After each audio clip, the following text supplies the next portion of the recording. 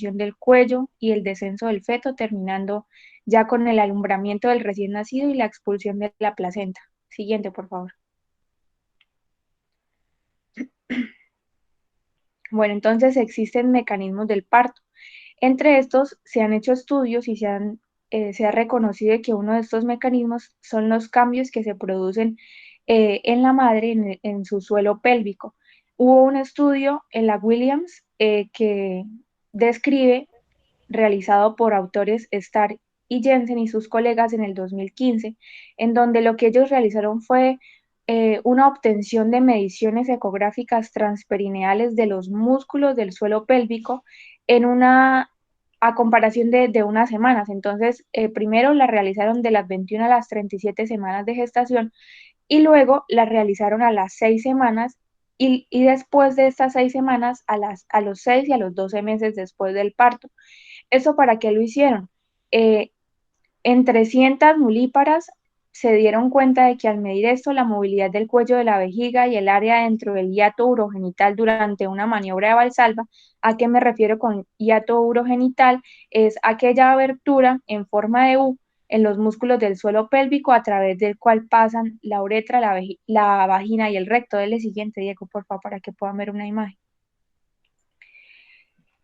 Entonces ellos lo que pudieron encontrar en este estudio es que el área elevadora del hiato fue significativamente mayor, allí donde vemos pelvic floor, fue significativamente mayor mientras pasaban las semanas. En el estudio de ellos, por ejemplo, fue mayor a las 37 semanas de gestación y luego a los 6 meses ya después del parto, el hiato del que les hablaba mejoró y se redujo incluso pues la forma de U en la que había la pronunciación para volver ya a un área comparable en la gestación aproximadamente de 21 semanas, en donde el piso pélvico no había cambiado tanto. Estos hallazgos que demuestran y cuál es la conclusión de esto, que realmente existen cambios en la estructura del suelo pélvico antes del parto que pueden reflejar las adaptaciones necesarias por parte de la madre para el alumbramiento vaginal. Siguiente, por favor. Bueno, entonces hablemos ahora un poquito de la estática fetal. Al inicio del parto es importante la posición del feto con respecto al canal del parto, porque es fundamental para determinar cuál va a ser la vía del parto. Y referente a la estática fetal, entonces hablaremos de unas relaciones importantes que ya hemos estado mencionando un poquito anteriormente, como lo es la situación, presentación, actitud y demás. Siguiente para que lo podamos ver mejor.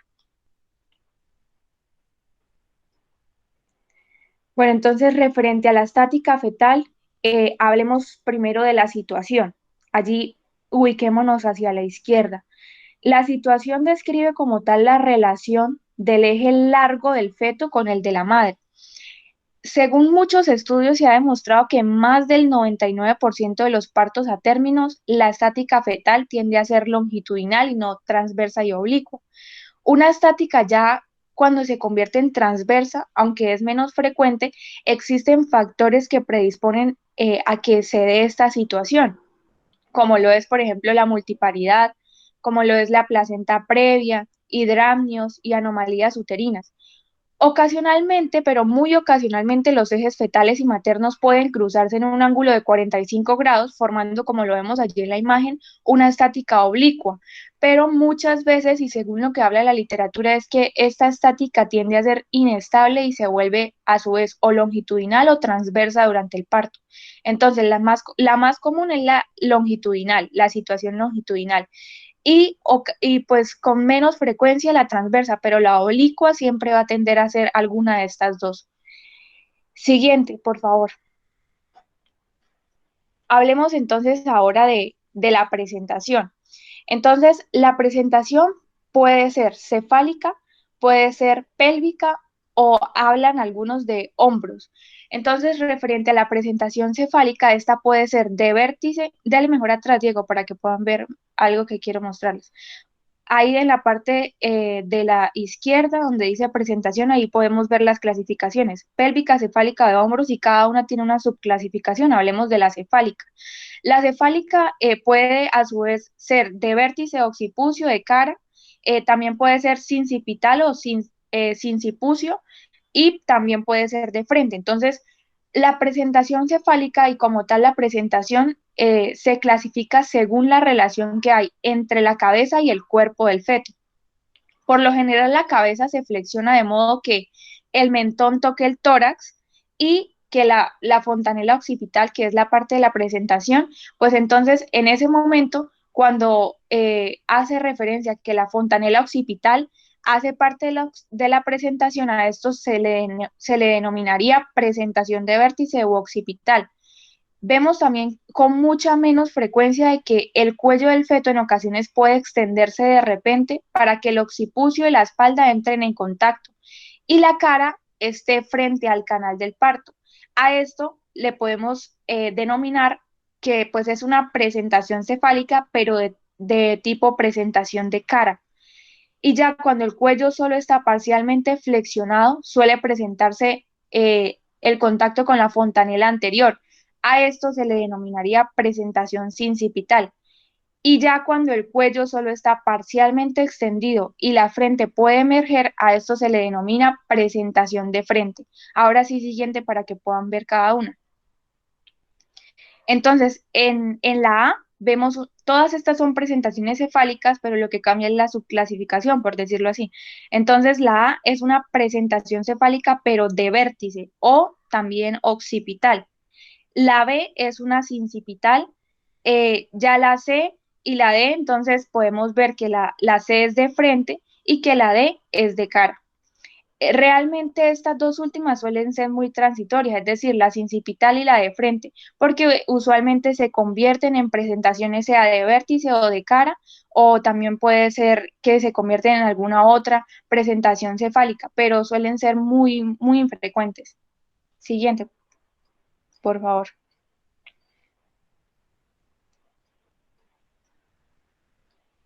Bueno, ahora hablemos también del otro tipo de presentación que es la pelviana.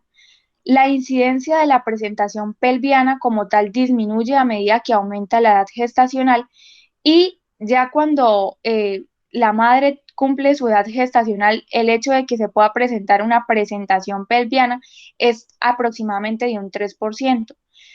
Y cuando el feto se presenta de este modo, pues las tres configuraciones generales que pueden existir, ahí como lo vemos en la figura inferior izquierda donde dice pélvica, encontramos que puede ser franca, completa o podálica, o también de pie.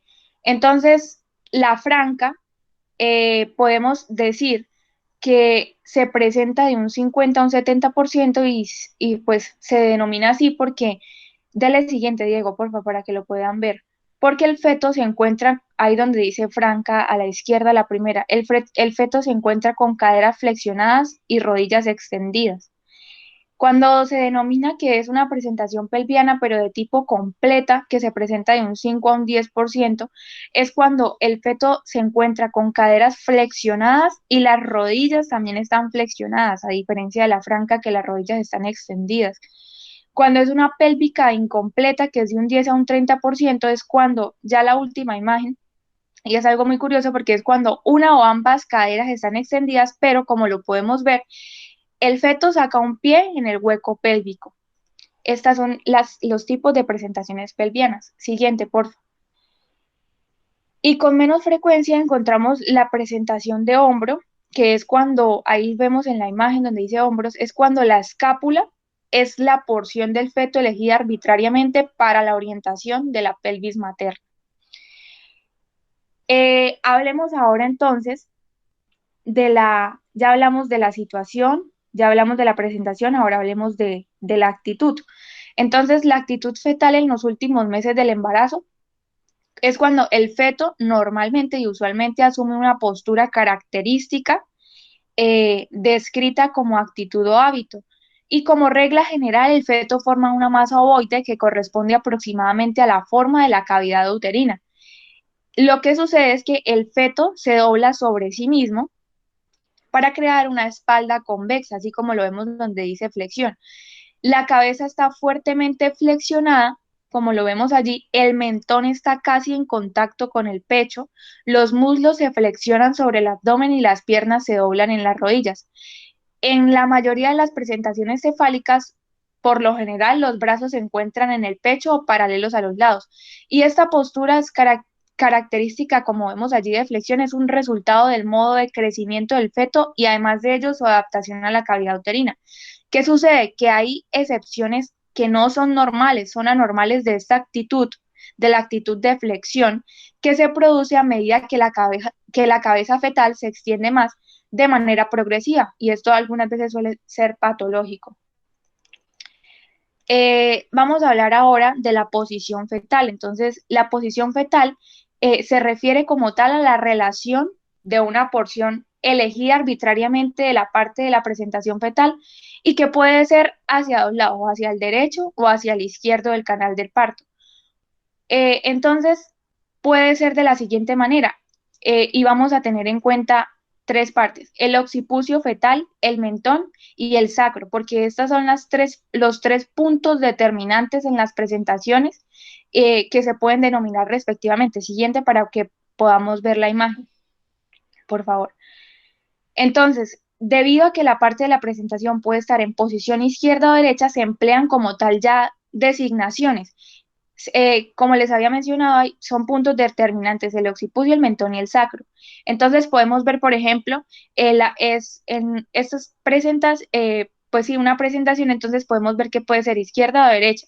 En el caso de la A, es una presentación de tipo occipital, podemos decir que es anterior y que es hacia el lado izquierdo, entonces de posición izquierda.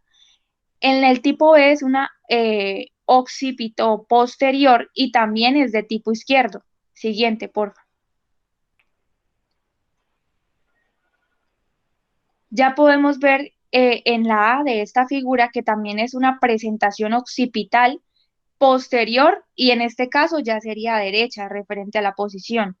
En el B sería una occipital o occipito transversa, pero en este caso también sería derecha. Siguiente, por favor. Aquí tenemos también una presentación de tipo occipital anterior y, como vemos, la posición es hacia el lado derecho. Siguiente. Entonces, como les dije, tenemos que tener en cuenta los puntos determinantes, sea el occipucio y ahora la parte de mentón. Tenemos que tener en cuenta que, por ejemplo, aquí en la imagen lo que nos habla es que puede ser una presentación de tipo posición mento anterior, pero hacia el lado izquierdo, como lo podemos ver en la figura del el lado izquierdo, la primera que está al lado izquierdo. La del medio es una posición mento anterior hacia el lado derecho, sí. Y la de la última es una mento posterior derecha. Siguiente, por favor. Y ya por último, teniendo en cuenta los puntos determinantes del sacro, entonces podemos decir que en la figura 22 tenemos una sacro posterior hacia el lado izquierdo, entonces izquierda, y ya en esta última tenemos ya es una acromiodorso posterior derecha. ¿Por qué se le denomina así? Porque como vemos en la imagen, el hombro del feto está a la derecha de la madre y la espalda está en una posición posterior, entonces se denomina acromiodorso posterior derecha. Siguiente, por favor. Bueno, para hacer el diagnóstico como tal se pueden usar varios métodos, pero los que hemos mencionado más durante las clases y demás, y lo que menciona la literatura son las maniobras descritas por Leopold. Entonces, como tal, para hacer estas maniobras, yo les voy a pasar un video que es muy interesante, pero ahorita se las voy a explicar verbalmente. Entonces, la madre como tal debe estar en posición supina y cómodamente situada con su abdomen descubierto. Estas maniobras, pues, se dice en la literatura que pueden ser difíciles e imposibles de realizar e interpretar si la paciente es obesa o si el volumen del líquido amniótico es excesivo o si la placenta está insertada de manera anterior. Entonces, en estos casos, según lo que pude encontrar, para ese tipo de pacientes lo que se realiza es ecografía. Pero para las pacientes que sí se pueden realizar estas maniobras, entonces encontramos que pueden ser cuatro tipos de maniobras. La primera maniobra, que es ahí donde dice el numerito 1, es cuando se evalúa el fondo uterino. Entonces, esta primera maniobra o el fin, el objetivo de esta es permitir identificar la estática fetal y la determinación de cuál polo fetal es. Cuando nos hablan de cuál polo fetal es decir, que quiere dar a explicar si es cefálico o si es pelviano.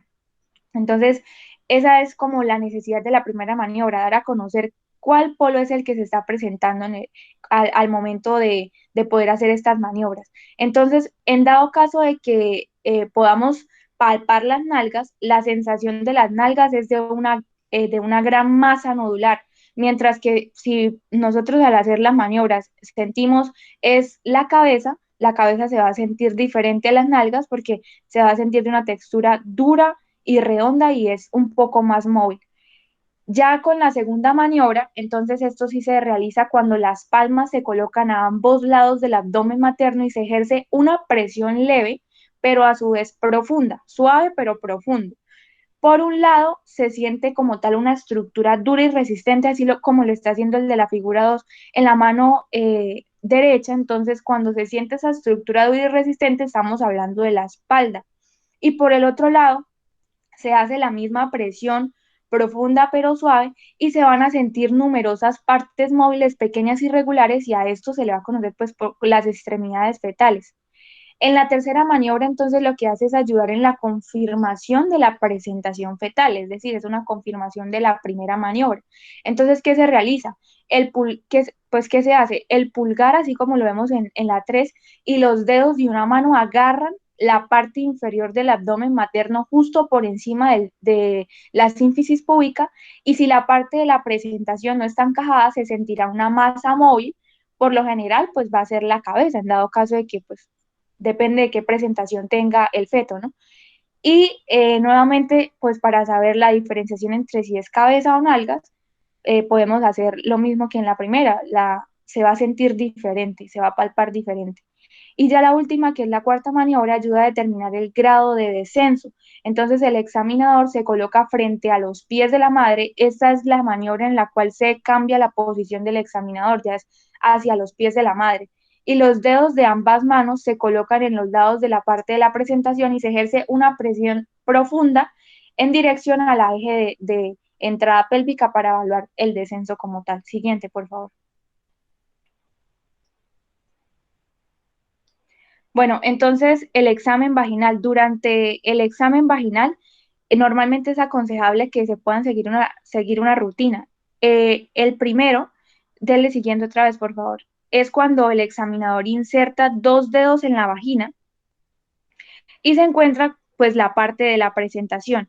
Entonces aquí podemos hacer una diferenciación si es de vértice o si es occipucio o también podemos darnos a conocer si de pronto la presentación cambia, dependiendo de lo que podamos pues sentir en el tacto vaginal.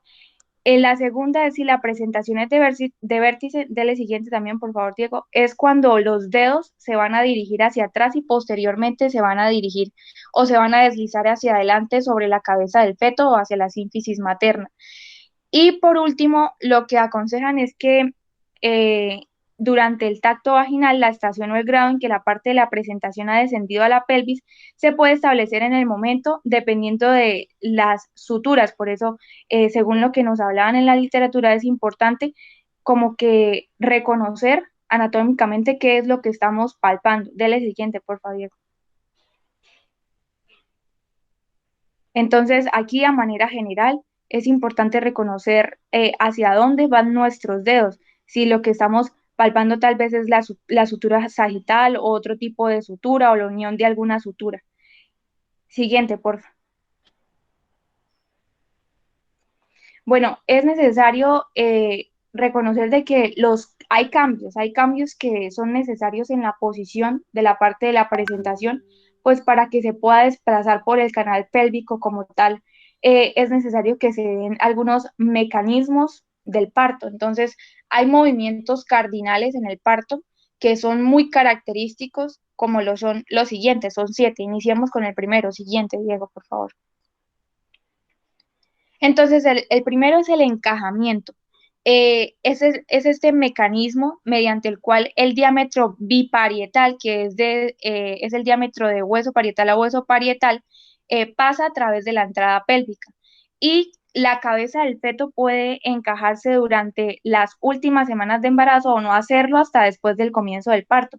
De hecho, esto es una diferencia en muchas multíparas y algunas nulíparas, que la cabeza del feto puede moverse con libertad por encima de la entrada de la pelvis al inicio del parto, y en otras circunstancias se dice muchas veces que la cabeza flota. Entonces, dele siguiente, por favor, Diego. Ahí podemos ver cómo entonces el feto va haciendo encajamiento. Siguiente, por favor. Bueno, hay algo que se llama el asinclitismo, que es cuando la sutura sagital, lo que habíamos visto anteriormente, está deflexionada.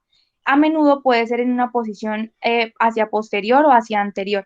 Entonces a esto se le llama sinclitismo. Si la sutura sagital se acerca al promontorio sacro, una mayor parte del hueso parietal anterior entra en contacto con los dedos del examinador, y a eso se le denomina sinclitismo anterior. A diferencia si la sutura sagital se encuentra cerca de la sínfisis, se presentará pues ya una mayor parte del hueso parietal posterior, y a esto ya no se le denominará anterior, sino asinclitismo posterior. Y cuando se encuentra, así como lo vemos aquí en la figura, cuando se encuentra a nivel posterior o asinclitismo posterior, muchas veces se llega hasta palpar el oído posterior del feto. Siguiente, por favor. Siguiente y siguiente.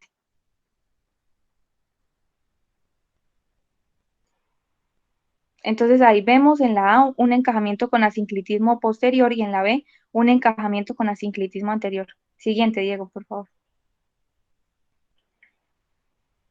Otra vez siguiente. Bueno, ahora hablemos del descenso.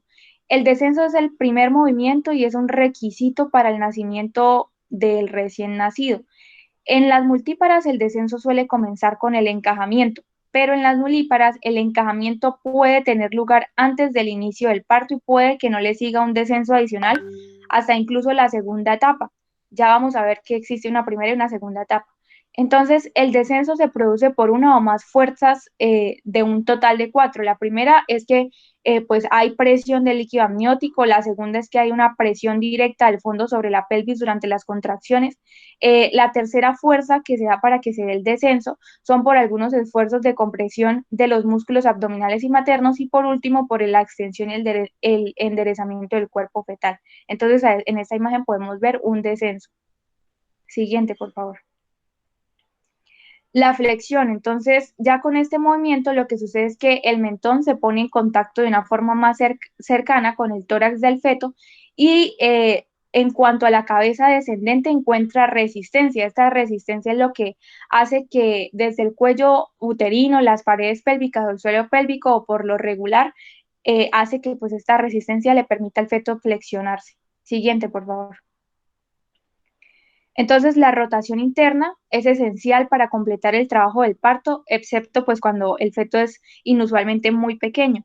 Y este movimiento hace que el occipucio se aleje de manera gradual al eje transversal. Siguiente, por favor. Aquí podemos ver entonces cómo el feto va rotando en la figura D. Siguiente. La extensión, entonces ya después de que se dé la rotación interna, que fue el paso anterior, la cabeza flexionada de forma angulosa alcanza la vulva y experimenta una extensión. Siguiente para que podamos ver la extensión. En la figura D también, una extensión ya. Siguiente, por favor. La rotación externa, que es pues el penúltimo paso antes de la expulsión, que es de la siguiente, por favor. Es después de que la cabeza emerge, está sufriendo una restitución. Entonces, si el occipucio se dirigió en inicio hacia la izquierda, pues entonces la restitución va a girar hacia la tuberosidad isquiática izquierda y viceversa. Si es primero a la derecha, pues va a girar hacia la derecha. Entonces, siempre en la rotación externa va a haber una restitución. Siguiente, por favor.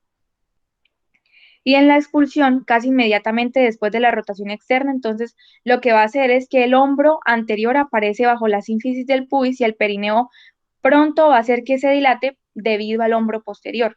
Siguiente para que lo podamos ver. Ya después de la salida de los hombros, el resto del cuerpo pasa con rapidez, y cuando el hombro anterior está fuerte encajado debajo de la sínfisis, y no sale, entonces a esto se podría diagnosticar una distocia de hombro. Siguiente, por favor. Entonces, dele otra vez siguiente, por favor. Las fases del trabajo de parto son de la primera fase y la segunda fase, pero entre la primera fase encontramos como subfases. Dele siguiente, por favor. Encontramos dentro de la primera fase que Friedman, según lo que habla la literatura en la Williams, desarrolló el concepto de tres divisiones funcionales del parto para describir los objetivos fisiológicos de cada definición. Entonces, lo vemos allá en la imagen y se encuentra la división preparatoria, que es que aunque el cuello uterino se dilate poco, los componentes de su tejido conjuntivo cambian considerablemente y se encontró en un estudio que esto podría cambiar por la sedación, la analgesia de conducción, que muchas veces son capaces de, pues, de detener esta fase de división preparatoria. La otra división que se mencionó, la de dilatación, que avanza la dilatación a su tasa más rápida y en este caso la dilatación ya cuando se encuentran en una división de dilatación es difícil que se vea afectada por la sedación a diferencia de la división preparatoria. Y ya en la división pélvica ya comienza con la fase de desaceleración de la dilatación cervical. Hay algo importante de reconocer durante estas gráficas y es que el tipo de dilatación del cuello uterino durante todas estas divisiones normalmente corresponden a, como lo vemos ahí, una curva sigmoidea. Siguiente, por favor. La otra fase es la fase latente, que este es el punto en el que la madre percibe contracciones regulares y la fase latente para la mayoría de los pacientes termina una vez que se alcanza la dilatación de 3 a 5 centímetros. Este umbral de 3 a 5 centímetros de hecho puede ser muy útil porque define los límites de dilatación más allá de los cuales se puede esperar un parto activo, solamente que en el Comité de Consenso del Colegio Americano de Obstetras y Ginecólogos se pues llegaron a un acuerdo y se redefinió esto y se dijo que el parto activo pues comenzaba a los 6 centímetros de dilatación, pero comúnmente se encuentra que es de 3 a 5. Siguiente, por favor. También Friedman definió una fase latente prolongada y a esto lo definieron como aquella que supera las 20 horas en las nulíparas y las 14 horas en las multíparas.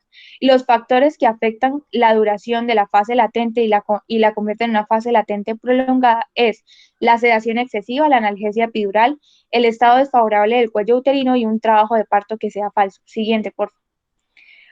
Por último, entonces encontramos la fase activa o el trabajo de parto activo y dele dos veces clic, Diego. El primero es preguntarnos pues cuándo ocurre. Entonces, el progreso del parto en nulíparas tiene un significado particular porque todas estas curvas que vemos hacia la izquierda revelan un cambio rápido en la pendiente de las tasas de dilatación cervical cuando se encuentran aproximadamente entre 3 y 5 centímetros de dilatación. Por lo tanto, como les decía anteriormente, en la fase activa vuelven a recordar que se puede considerar una dilatación cervical de 3 a 6 o más centímetros en presencia de contracciones uterinas y a esto se le denomina un umbral de parto activo. Bueno, hubo un estudio que hizo Friedman en donde hablaba de la duración del parto en fase activa y se dieron cuenta que en las nulíparas es aproximadamente 4.9 horas y ya en las multíparas el descenso comienza en la etapa posterior de la dilatación activa a partir ya de los 7 a 8 centímetros en nulíparas y se vuelve más rápido ya después de unos 8 centímetros. Siguiente, por favor. Y ya en minutos, segunda fase, ya hablamos de pues, lo que necesita la paciente para la expulsión y el parto completo.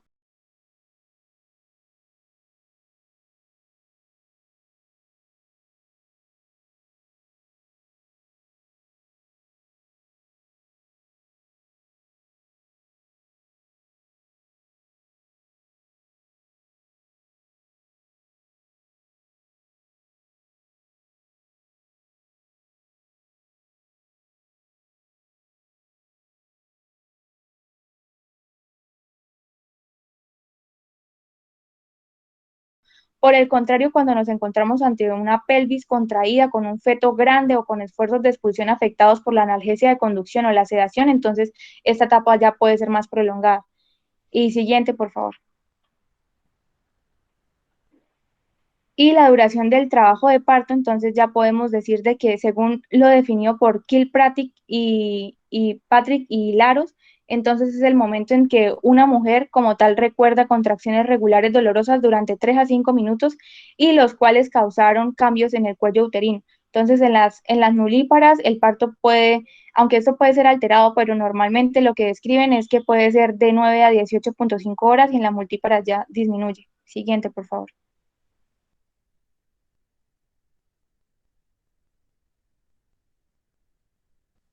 Bueno, vamos a continuar hablando un poco sobre la asistencia o la atención como tal de este trabajo de parto de una manera normal, o sea, el parto normal. Entonces, en primer lugar, pues tenemos que reconocer que el parto, pues es un proceso que sea fisiológicamente normal y que aparte de eso, pues la mayoría de las veces se experimenta sin complicaciones. En segundo lugar, pues estas complicaciones en el curso pues, del parto llegan a presentarse pues, de una manera inesperada y pueden llegar a prevenirse con una buena atención y el médico tiene que estar muy alerta y pues también tiene que dar seguridad a la madre y pues a los acompañantes para que todo el parto se dé de una manera normal. Los principios que constituyen la base de este llamado de acción o esta atención de trabajo de parto van a proceder tanto de la Academia Americana de Pediatría, del Colegio Americano de Obstetricia y Ginecología, y van a formar, ellos colaboraron y formaron las guías de estructura pues, perinatal como tal, que van a proveer con esta información detallada sobre el contenido apropiado de los cuidados durante el parto y pues incluyen todos los requerimientos personales y los servicios que se van a dar en cada momento. Siguiente.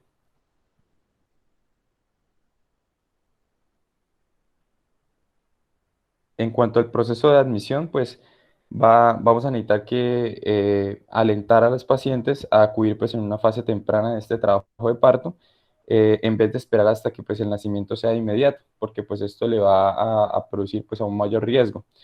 También es importante que este ingreso temprano pues en la sala del trabajo de parto eh, sea especial pues en cuanto también los cuidados previos, porque en esos cuidados previos se va a identificar si la madre tiene algún riesgo, si el feto también tiene algún riesgo, o si pues también los dos van a tenerlo el tiempo. Siguiente.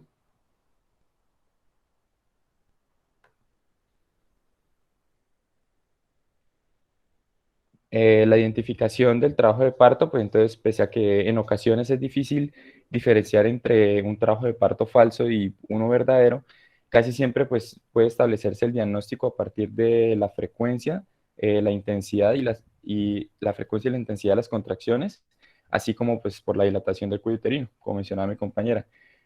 Cuando es imposible definir pues, un diagnóstico de trabajo de parto pues, con seguridad, es prudente mantener a la paciente en observación durante un periodo considerable pues, para poder verificar con seguridad.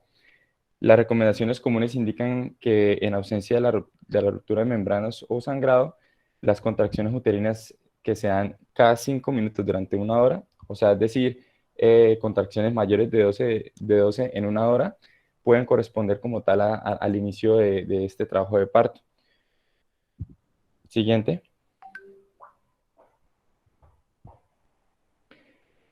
Bueno, en cuanto a la ley y el tratamiento médico, pues del trabajo de parto en el área de urgencias, entonces vamos a ver de que todos los hospitales con un servicio de urgencia deben proveer un estudio de detección apropiado, o sea, deben poder clasificar apropiadamente cualquier embarazada que vaya a llegar al servicio y que experimente contracciones y que acuda pues para su valoración. La definición, pues, como tal de una situación de urgencia hace referencia específica a la embarazada que presenta contracciones. Entonces, se define como trabajo de parto, pues, al proceso de nacimiento que empieza con la fase latente del trabajo de parto y que continúa hasta la expulsión de la placenta. Y teniendo en cuenta esta definición, entonces, una mujer que experimenta contracciones en el trabajo de parto real, a menos que, o sea, está en trabajo de parto real, a menos de que un médico certifique después de un tiempo razonable, o sea, de haberla observado y evaluado, que la mujer pues está en un trabajo de parto falso. Pero de lo contrario, pues se tiene que considerar netamente una urgencia pues, por ley. Siguiente.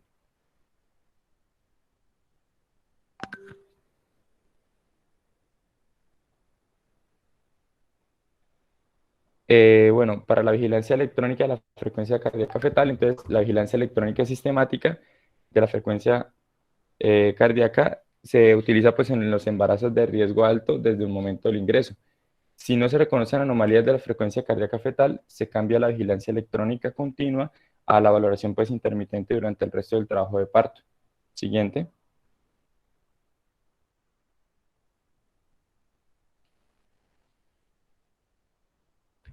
En la valoración inicial de esta tensión del parto normal, entonces lo primero que vamos a hacer es cuantificar tanto los signos vitales, que son la presión arterial, la temperatura, el pulso, la frecuencia respiratoria, tanto de la madre como pues de pronto también la frecuencia del feto. Entonces, si se llega pues a valorar también el expediente gestacional, pues para llegar a identificar algunas complicaciones. Y pues de igual manera, si llegamos a encontrar en esta revisión algunos problemas, hay que registrarlos en este expediente gestacional y pues registrarlos de una forma llamativa para que se tengan en cuenta.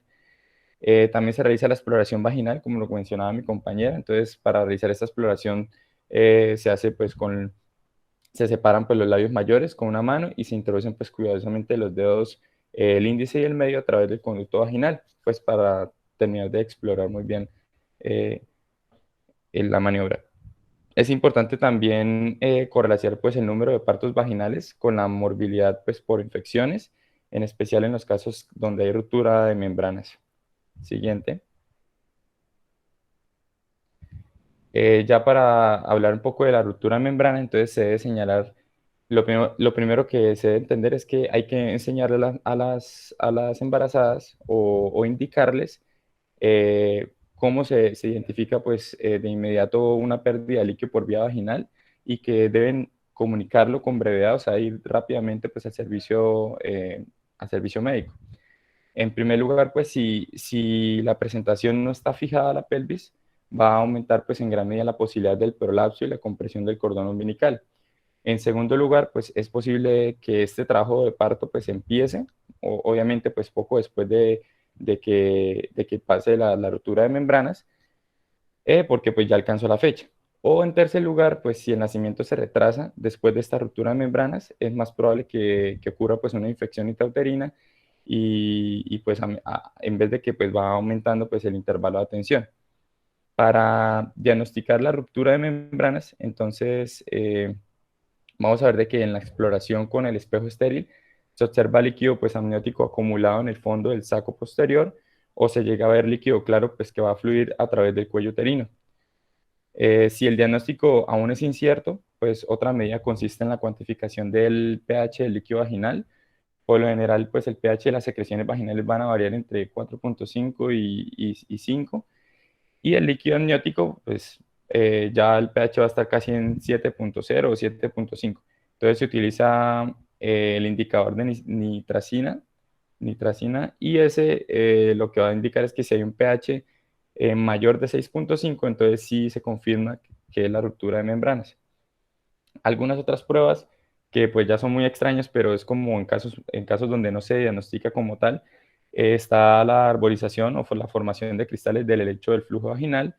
Esto pues es como un estudio que se hace en un examen, pues que debido a que el líquido amniótico pues se va a cristalizar para construir pues un patrón en forma de que se asemeja a un helecho. Esto es porque tiene altas concentraciones en sodio, proteínas y carbohidratos. Y al observar esta forma, pues sabemos que también es esto el líquido amniótico. Siguiente. Bueno, lo que sigue es vamos a tener que valorar el cuello uterino. Entonces vamos a tener aproximadamente 5 partes o dependiendo de esto, pero entonces vamos a ver primero el grado de borramiento. Entonces se expresa por lo general en términos de su longitud en comparación pues con el cuello uterino sin el borramiento. Cuando la longitud del cuello uterino pues se reduce a la mitad, hablamos de que tiene más o menos un 50% de borramiento. Si se hace pues tan delgado como el segmento uterino inferior, se considera que el borramiento es casi del 100%. Lo siguiente que vamos a ver es la dilatación del cuello uterino. Entonces se determina mediante pues, el cálculo del diámetro promedio de la abertura del cuello uterino. Eso se calcula pues al deslizar el dedo desde el borde de la abertura cervical en uno de los lados hasta el otro lado, o sea, se mira a los dos lados y se toma el diámetro transversal en centímetros. Entonces vamos a ver que se dice que el cuello uterino pues tiene una dilatación completa cuando el diámetro es aproximadamente de 10 centímetros. Otra característica que vamos a ver es la posición del cuello uterino. Entonces se determina a partir de la relación pues, de su orificio con la cabeza fetal y se va a clasificar como posterior, media o anterior. En esa mismo vamos a también a encontrar o a determinar lo que es la consistencia del cuello y se va a describir como ya sea blanda, dura o intermedia. Otra característica va a ser pues el nivel o la estación dentro del conducto del parto, pues en el cual se localiza la parte fetal como tal. Entonces se va a describir pues en relación con las espinas isquiáticas que van a estar situadas pues en el punto intermedio entre la entrada y la salida de la pelvis. Entonces, cuando la porción más baja de la parte del feto, o sea, la parte del feto que se presenta, se halla pues al mismo nivel de las espinas, se dice que pues se encuentra en la estación cero. Entonces, esa estación cero vendría siendo ya como el encajamiento. El Colegio Americano de Obstetricia y Ginecología pues adoptó la clasificación de la estación que divide la pelvis por arriba y abajo pues de las espinas isquiáticas en quintos. Entonces cada quinto representa 1 centímetro por arriba o por debajo de estas espinas isquiáticas. Entonces, al tiempo que la presentación del feto desciende desde la entrada de la pelvis hacia las espinas isquiáticas, entonces la designación de la estación correspondería hacia arriba, sería -5, -4, -3, -2, y luego pues ya llega al cero cuando se encaja, y ya por debajo de las espinas, al tiempo que pues desciende, entonces va a ser la presentación +1, +2, +3, +4 y +5. Y ya la presentación +5 es cuando pues corresponde ya a que vemos la cabeza fetal, pues ya es visible. Estas 5 características que le vengo hablando del cuello uterino, entonces, como les dije, la dilatación, borramiento, consistencia, posición del cuello, se analizan pues mediante una tabulación que se llama la escala de Bishop. Dale, siguiente. eh, y esta escala pues se emplea con frecuencia para predecir la evolución de la inducción del trabajo de parto. Cada componente se le asigna una puntuación de 0 a 2 o de 0 a 3 y pues la puntuación más alta posible es un 13. Entonces cuando vemos una puntuación de 6 o menos, es probable que el trabajo de parto pueda empezar sin una inducción de medicamentos. Una punto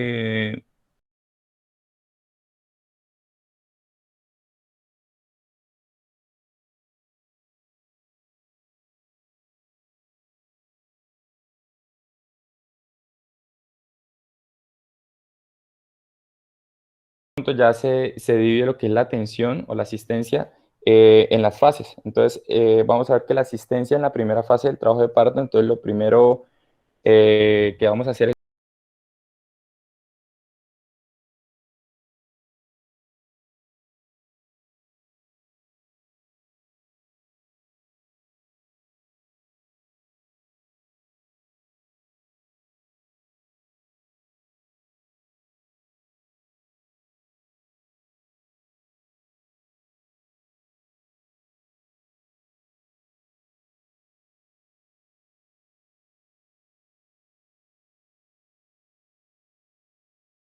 la vigilancia fetal del parto.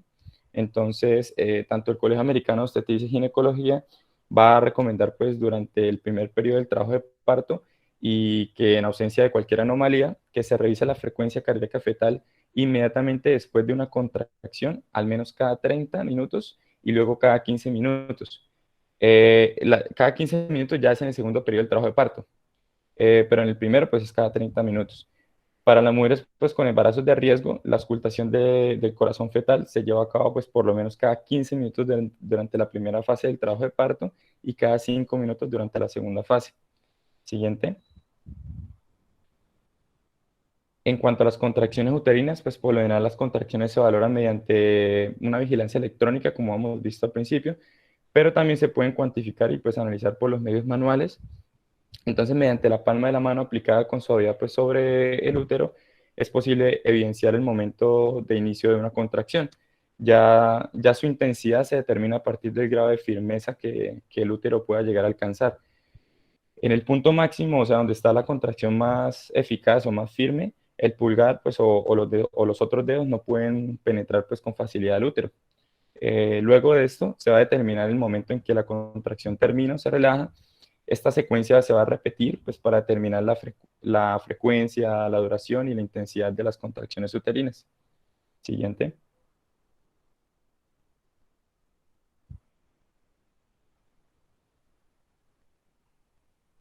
Y para seguir en esta primera fase, pues se siguen tomando los signos vitales maternos. Estos se van a, como ya los mencioné al principio, pero estos se van a valorar al menos cada 4 horas. Y en especial, pues tener en cuenta la temperatura y pues la presión arterial. Si se han roto las membranas fetales muchas horas antes del inicio del trabajo de parto, o si ligeramente pues, hay un aumento por encima del límite de la temperatura, se van a tomar estos signos vitales cada hora. O sea, normalmente es cada 4 horas, pero si hay alguna complicación, entonces cada hora. También vamos a tener como tal las exploraciones vaginales, entonces van a variar y serán tanto pues para vigilar los cambios del cuello uterino como les mencioné y pues también la posición de la parte que se presenta. Cuando las membranas se rompen, pues se lleva a cabo una exploración para poder excluir la posibilidad de un prolapso de cordón y pues si la cabeza pues no se encuentra encajada en la exploración previa. También vamos a tener los alimentos por vía oral, entonces, pues en este caso, pues recomiendan que debe evitarse pues, la ingestión de los alimentos durante la primera fase, o sea, esta fase activa, o durante, pues, como tal, el trabajo de parto, debido a que, pues, el tiempo de vaciamiento gástrico se va a prolongar, pues, de forma eh, notoria, y, pues, debido a esto, pues, los alimentos van a estar, pues, en el estómago y no se absorben o podrían regurgitarse o aspirarse. La recomendación en este caso, en esta primera fase, sería pues darle algunos sorbos pequeños de líquidos claros o en ocasiones fragmentos de hielo o también poder humectar los labios, pero pues obviamente sin darle nada más.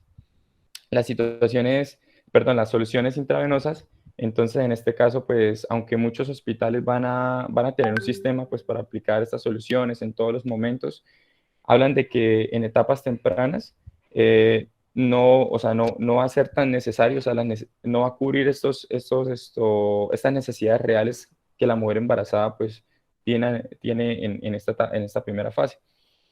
Bueno, a menos de que ya haya empezado pues con analgesia. Entonces, eso va a depender mucho pues de ese sistema que tenga cada hospital. Ya en presencia de un trabajo de parto pues, que sea prolongado, la administración de glucosa, de sodio y de agua, sobre todo en las pacientes que vengan con ayuno, van a prevenir lo que es la deshidratación y pues la acidosis, entonces sí se van a necesitar, pero normalmente pues dicen que no tendría una gran importancia.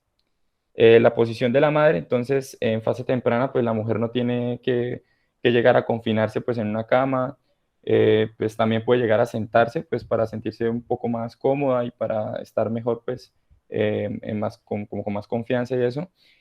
Y ya luego pues en la cama, la mujer pues en este trabajo de parto debe asumir la posición que se encuentra pues más confortable, que es pues que la mayoría de las veces pues es de cúbito lateral, como ya hemos visto en clases anteriores, pues para evitar la hipotensión y pues para evitar lo que es la reducción de la perfusión uterina. También tenemos la amniotomía. En este caso, pues si las membranas están íntegras, se puede llegar a practicar esta amniotomía, pues incluso pues durante el trabajo de parto normal. Se dice que los beneficios de esta anatomía pues un trabajo de parto un poco más rápido, la detección oportuna de la tensión meconial de este líquido amniótico y la oportunidad de insertar también un catéter para monitorizar o cuantificar la presión dentro de la cavidad uterina. Siguiente.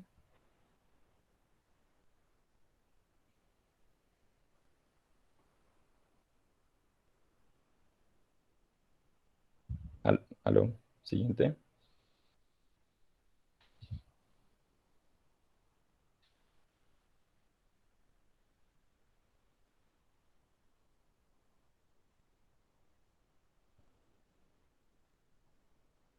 Diego. Bueno, ya entonces en la atención de la segunda fase del trabajo de parto, como de la segunda fase que les mencionó mi compañera, Entonces, ya con la dilatación completa del cuello uterino, esto va a indicar pues el inicio del segundo periodo del trabajo de parto. Entonces, se suele empezar pues la madre a pujar y pues con el descenso de la presentación pues se va a manifestar pues también la urgencia de defecar. Las contracciones uterinas y la fuerza de expulsión pueden durar un minuto y recurrir pues a intervalos no mayores de 1.5 a 2 minutos. La duración promedio de la segunda fase del trabajo de parto es de 50 minutos pues en nulíparas y de 20 minutos en multíparas. Siguiente. Ya para ver los esfuerzos de expulsión, entonces en casi todos los casos el pujo es un reflejo espontáneo, pero que en ocasiones la mujer no usa sus fuerzas de expulsión pues de una manera ventajosa. Entonces es también bueno pues indicarla o enseñarle un poco, o sea, como guiarla en esas fuerzas de expulsión para que pues sea de una manera más natural. Sus piernas deben estar pues flexionadas a la mitad, de tal manera que pueda empujar con ellas pues contra el colchón, y cuando comienza la contracción uterina siguiente pues se le atribuye para ejercer presión hacia abajo como si quisiera defecar. Por otro lado, pues no debe alentarse a pujar a la paciente una vez pues se termina una contracción, más que todo pues por el contrario, debe permitirse que ella y el feto pues descansen y pues se recupere entre cada contracción. Siguiente.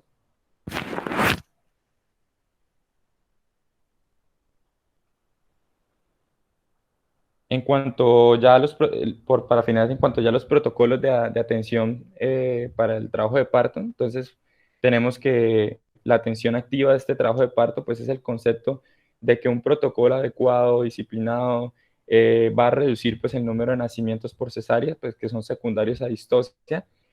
De dos de sus componentes de esta atención activa, hablamos de la amniotomía y la oxitocina, que se han pues, utilizado de una forma extensa y de una forma común, pues cuando vemos que hay contracciones dolorosas que se acompañan con borramiento completo del cuello uterino, cuando hay emisión de líquidos sanguinolento o cuando ya está la ruptura de membranas. Entonces, estas mujeres que tienen estas circunstancias se internan pues para tener el parto aproximadamente en 12 horas.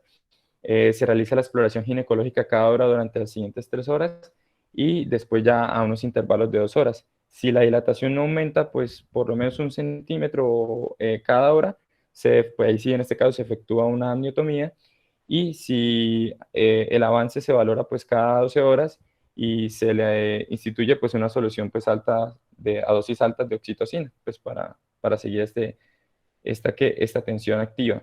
Eh, Vamos a ver que también es necesario en este protocolo llenar el partograma. Este partograma pues lo diseñó la Organización Mundial de la Salud y se utiliza pues, lo diseñaron para los países en vía de desarrollo, y pues este programa va a ser pues muy similar en tanto en multíparas, en nulíparas como en multíparas. En este partograma, el trabajo de parto pues se divide pues como ya lo mencionó mi compañera, en una fase latente, que no debe durar más de 8 horas, y en una fase activa. eh, Esta última, pues también la fase activa, con 3 centímetros de dilatación, y su avance pues no debe ser menor de 1 centímetro por hora. Se recomienda esperar 4 horas antes de intervenir, pues cuando la fase activa es lenta. El trabajo de parto se va a graficar, se va a analizar, y pues en esta gráfica como tal, en esas curvas, y se incluye pues la aplicación tanto de la línea de alerta como de la línea de acción. Ya también en la literatura nos mencionan un protocolo que se ha estandarizado, que es el protocolo de parto que se lleva en el hospital de Portland, donde vamos a ver pues el esquema de la derecha, donde las mujeres pues que ingresan cuando como tal se diagnostica el trabajo de parto activo. Entonces ahí pues se define como la dilatación del cuello uterino de 3 a 4 centímetros, que tiene las contracciones o que también se confirma la ruptura de membranas. Se indican las exploraciones pélvicas pues cada 12 horas aproximadamente. Se llega a sospechar de un trabajo de parto ineficaz cuando el cuello uterino pues no se dilata las 2 horas que siguen al ingreso, y se lleva a cabo entonces en este caso la amniotomía, y se determina pues el avance del trabajo de parto en las siguientes 2 horas. Todo este protocolo pues, se hace de la Universidad de Portland con el fin de lograr la actividad uterina pues, durante más o menos de 2 a 4 horas antes de llegar a diagnosticar la distosia y pues recurrir a una cesárea. Siguiente.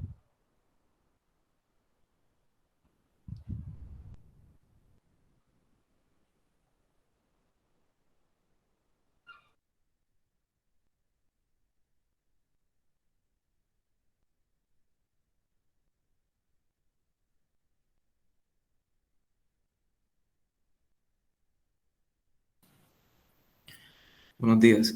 Bueno, el parto instrumentado lo vamos a definir como todos aquellos partos vaginales realizados con el uso de forceps o algún dispositivo de aspiración como lo son el vacuum.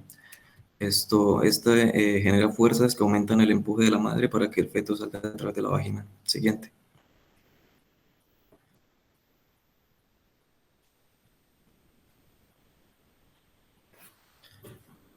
Bueno, el parto instrumentado vaginal está indicado en cualquier condición que amenace a la madre o al feto y que probablemente se alivie con el parto.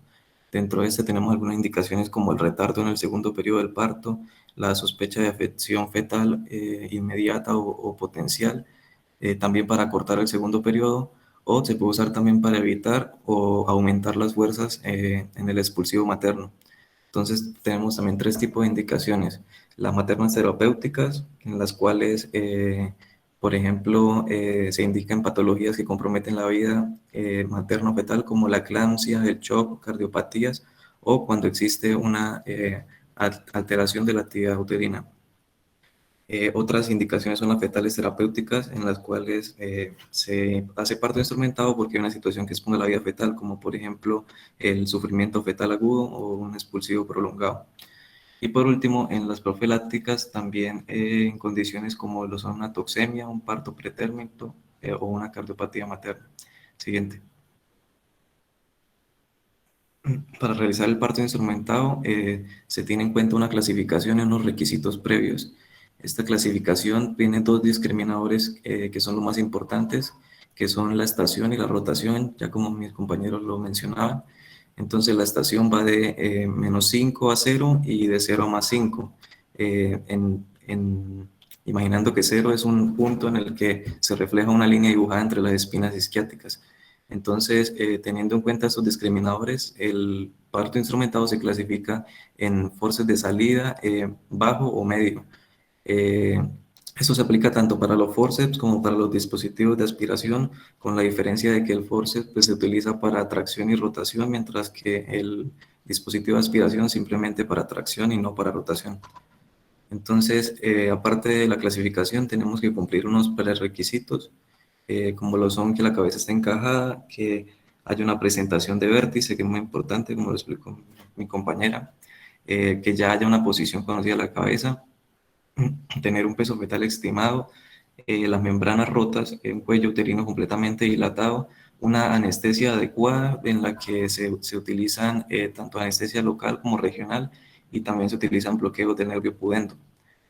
Aparte de esto, como prerequisito, también se debe tener la vejiga materna vacía para aumentar el espacio y minimizar el trauma de la vejiga, que es una condición muy frecuente y una de las principales complicaciones después de realizar el parto instrumentado. Aparte de esto, también se debe como requisito no tener una coagulopatía fetal o alguna otra alteración. Siguiente.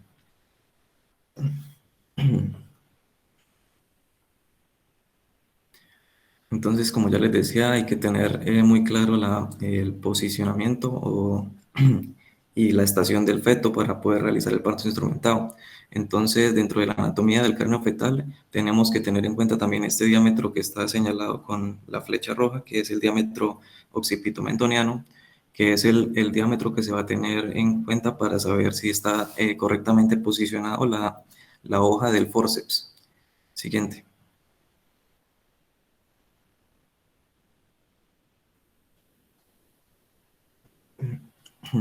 Bueno, dentro de la morbilidad que está acompañada de estos partos instrumentados, tenemos tanto afectaciones maternas como perinatales. Entonces, estas complicaciones se van a asociar a una valoración previa inadecuada cuando se subestima el grado de distosia del feto y cuando se usa erróneamente el forceps o el dispositivo de aspiración. Entonces, dentro de las maternas tenemos dos grandes grupos importantes que son las laceraciones, en las cuales destacan las laceraciones de tercer y cuarto grado, así como las laceraciones de piel de la pared de la vagina y del cuello del útero. También dentro de la morbilidad materna tenemos la incontinencia urinaria, la incontinencia anal y el prolapso de órganos pélvicos, como los trastornos del suelo pélvico. Ya en cuanto al neonato, pues puede presentar cefalomatomas, hemorragia subcaleal, hemorragia retiniana, una ictericia neonatal también derivada a las hemorragias, distocias del hombro, fracturas claviculares y laceraciones del cuero cabelludo. Siguiente.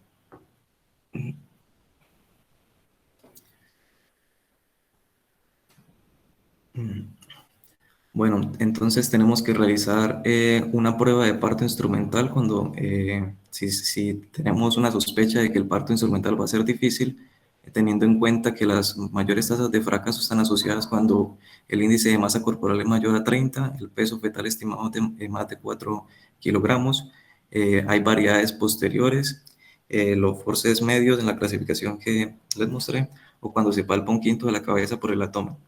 Entonces, si esta prueba instrumental falla, debemos tener listo un quirófano porque el parto instrumentado que falla se tiene que hacer un parto por cesárea inmediatamente. Entonces, ¿cuándo vamos a decir que el parto instrumental ha fallado? Cuando la cabeza fetal ya no avanza con cada tracción que hacemos, cuando el feto ha sido extraído después de 3 tracciones sin que haya descenso o después de 30 minutos. Cada aplicación que hacemos de tracción debe considerarse un ensayo con el forceps y no se debe persistir si no hay ningún descenso. Siguiente.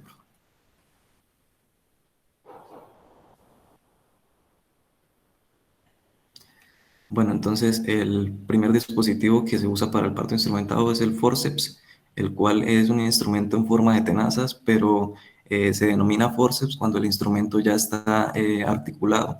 Está compuesto por dos pares de ramas que se articulan en un cierre para formar el forceps. Cada rama de este instrumento tiene también una hoja, que es la parte más grande, un vástago que puede ser paralelo y también superpuesto, un cierre y un mango. Aparte de esto, la hoja también tiene un dedo, un talón y dos curvas, una curva fetal y una curva pelviana. La hoja también a su vez puede ser fenestrada o pseudofenestrada, o sea, que tenga un hueco o no, esto para aumentar la fuerza de tracción y de agarre en el feto. Entonces decíamos que el forceps nos va a servir para ejercer movimientos de tracción, rotación o ambas, mientras que los dispositivos de aspiración no nos sirven para hacer rotación. Siguiente. Espera, acá tenemos dos forceps, un forceps tipo Simpson, que es el de la primera imagen izquierda, y un forceps de Lucard, que sería el de la imagen derecha. Siguiente.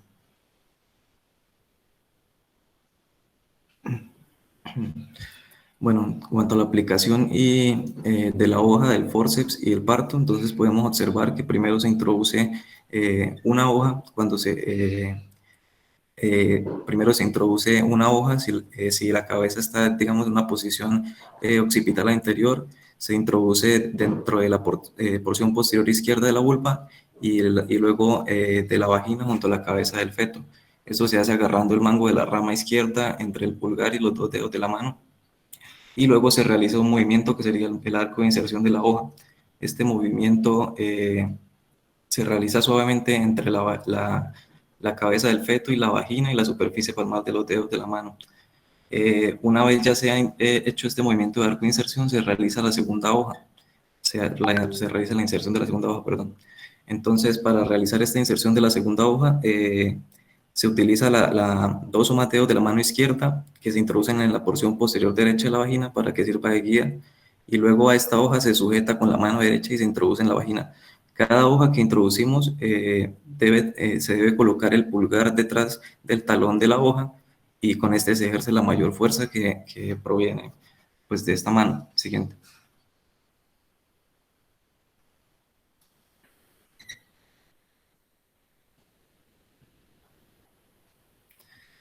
Bueno, una vez hemos introducido las dos hojas, el dispositivo, entonces tenemos que articular las dos ramas. Entonces, ¿de qué modo se articulan? Como se ve en la primera imagen, deben estar en la parte lateral de la cabeza del feto, en una relación estrecha con el diámetro occipitomentoniano que les mostraba anteriormente. Esto, si el feto viene en una posición occipital anterior, como mostraba nuestra compañera, entonces el arco cóncavo de las hojas, como se ve en la primera imagen, la figura de arriba, debe estar dirigido hacia la sutura sagital y en una relación estrecha con la sutura landoidea. En cambio, si el parto viene en una posición occipital posterior, sería lo contrario, sería el arco cóncavo de las cuchillas se dirigiría hacia la cara y estaría en una relación estrecha con las suturas coronales. Bueno, si es posible, si el feto viene en una posición occipital anterior izquierda o derecha, se puede hacer un giro o un movimiento de rotación con el forceps para adoptar una posición occipital anterior, que pues es la más ideal porque nos disminuye el riesgo de rotura y la necesidad de episiotomía grandes. Entonces, una vez se hacen el posicionamiento y se entrecruzan las ramas del forceps, entonces se ejerce una tracción suave e intermitente que debe acompañar el pujo de la embarazada. Debemos permitir también que el feto se devuelva con cada contracción, a menos que el feto presente, pues, por ejemplo, una bradicardia fetal grave, en el caso que se necesita sacar inmediatamente. Bueno, ya cuando la vulva está distendida por la cabeza del feto, de las tracciones que estamos realizando, se puede hacer una episiotomía si esta está indicada o no. Y aparte de esto, pues el médico cuando ya está en este punto de dilatación puede decidir si terminar el parto con las tracciones del forceps o si retirar las hojas del dispositivo para terminarlo pues solo con las maniobras de la embarazada. Y siempre hay que recordar que se debe, con la mano derecha, como se ve en la última imagen, reforzar el periné para evitar que hayan desgarros muy grandes. Siguiente, por favor. Bueno, eso es en cuanto a una posición occipital anterior. Si hay, por ejemplo, otro tipo de posiciones, como lo mencionaba mi compañera, por ejemplo, en las posiciones occipitales posteriores podemos hacer lo que es una rotación manual del feto, haciendo una pequeña fuerza hacia adentro y buscando un espacio para poder realizar la rotación. O también se puede hacer la tracción con el forceps, como le mencionaba, con la hoja cóncava del forceps apuntando hacia la frente y en relación con la sutura sagital y la sutura coronal. Si hay, por ejemplo, una posición occipital transversa, hay distintas técnicas, pero tenemos, por ejemplo, una técnica que consiste en insertar una hoja y con dos dedos hacer un deslizamiento sobre la cara del feto para posicionarla y posteriormente pues articularla y generar las tracciones. Ya si vienen en una posición de presentación facial, las hojas del forceps pues las debemos colocar a los lados de la cabeza a lo largo del diámetro occipitomental con la curva pélvica dirigida hacia el cuello. Entonces debemos hacer una tracción hacia abajo hasta que la barbilla aparezca bajo la sínfisis. Luego va a aparecer pues, la nariz, los ojos, la frente y el occipucio sobre el margen anterior del perineo. Cuando hay presentaciones de cara, el forceps no debe aplicarse a la presentación posterior de mentón porque el parto vaginal se hace imposible. Esto no ocurre solo cuando los fetos son muy pequeños. Siguiente.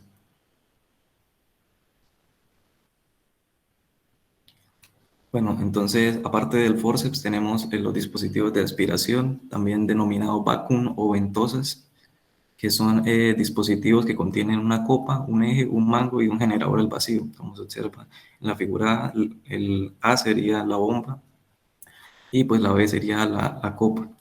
Las copas de aspiración a su vez también pueden ser de metal o de plástico duro o blando. Y aparte de la copa, la vara que conecta la copa y el mango puede ser flexible o semiflexible. El generador de presión también puede ser un generador manual o accionado o puede ser sostenido operado por un asistente. Siguiente. Bueno, entonces, como ya les decía, estos dispositivos no sirven para hacer rotación, sirven es para hacer tracción, pero se consideran un poco menos lesivos en cuanto a que el tamaño y las dimensiones son menores y se disminuye también el riesgo de rupturas y desgarros. Entonces, para usar este dispositivo de aspiración tenemos que tener en cuenta la posición del punto de flexión. Entonces, este punto de flexión se encuentra a 3 centímetros de la fontanela posterior y a 6 centímetros de la fontanela anterior. Como nuestros dispositivos o la copa del vacuum tiene de 5 a 6 centímetros, entonces nos quedaría casi que a 1 centímetro de la fontanela posterior y a 3 centímetros de la fontanela anterior. Entonces, una vez encontremos este punto de flexión, debemos aplicar la copa y evitar lo que se conoce como un pop-off, que sería el atrapamiento de tejidos maternos dentro de la copa que pues, producen posteriormente la separación de la copa, que es muy usual. Entonces, una vez tenemos la copa encajada en el punto de flexión y nos aseguramos que no hayan tejidos maternos atrapados, entonces se empieza a generar fuerzas de succión con la bomba. Estas fuerzas van en incremento desde 0.2 kilogramos por centímetro cuadrado, aumentando cada 2 minutos hasta que se alcanza una presión negativa total de 0.8 kilogramos por centímetro cuadrado.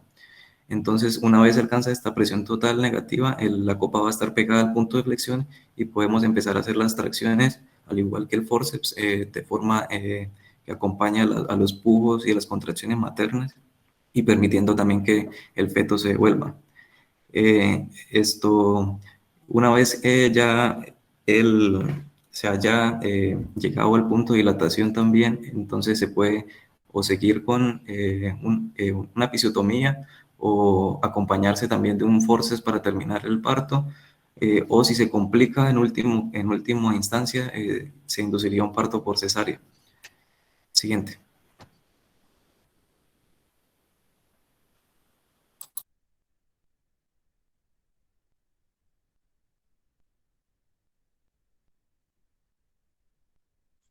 Bueno, buenos días muchachos y pues espero que sus estados biopsicosociales se encuentren en plenitud. Qué pena por la bulla, pero está pasando el desfile de 20 de mayo de la Virgen, de la Virgen del Carmen, perdón. Para culminar esta exposición les hablaré sobre el alumbramiento, que etimológicamente lo podemos definir como acción y efecto de dar a luz con una antorcha. Siguiente, compañero Diego, por favor.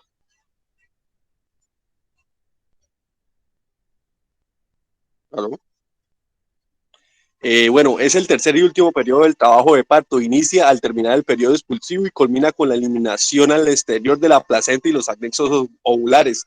Entiéndase como anexos ovulares el cordón y las membranas ovulares. El 95% de los casos, el intervalo de tiempo entre el nacimiento del neonato y la expulsión de la placenta no supera los 10 minutos. Se considera normal que en esta etapa haya una pérdida sanguínea materna de menos de 500 mililitros. Y la importancia de esta etapa de parto radica que el mayor tiempo de alumbramiento transcurra, mayor probabilidad la que la madre presente hemorragia postparto y para disminuir esta probabilidad de hemorragia postparto debemos hacer un manejo activo del alumbramiento. Siguiente, compañero Diego, por favor.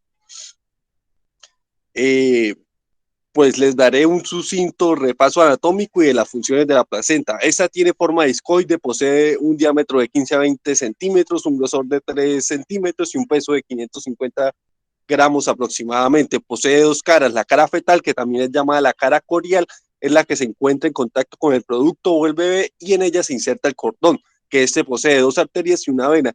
Y en la diapositiva la podemos apreciar en la imagen superior izquierda. Por otra parte, su cara materna es la que se encuentra en contacto con el útero o la matriz de la madre y posee los famosos cotiletones, que vienen en el número de 12 a 16. Con respecto a las funciones de las placentas, son las clásicas que pues ya todos conocemos: el intercambio de gases, nutrientes y electrolitos, pasos de anticuerpos maternos al feto y la producción de hormonas involucradas en el proceso de gestación y la detoxificación de algunas drogas o medicamentos. Siguiente, compañero.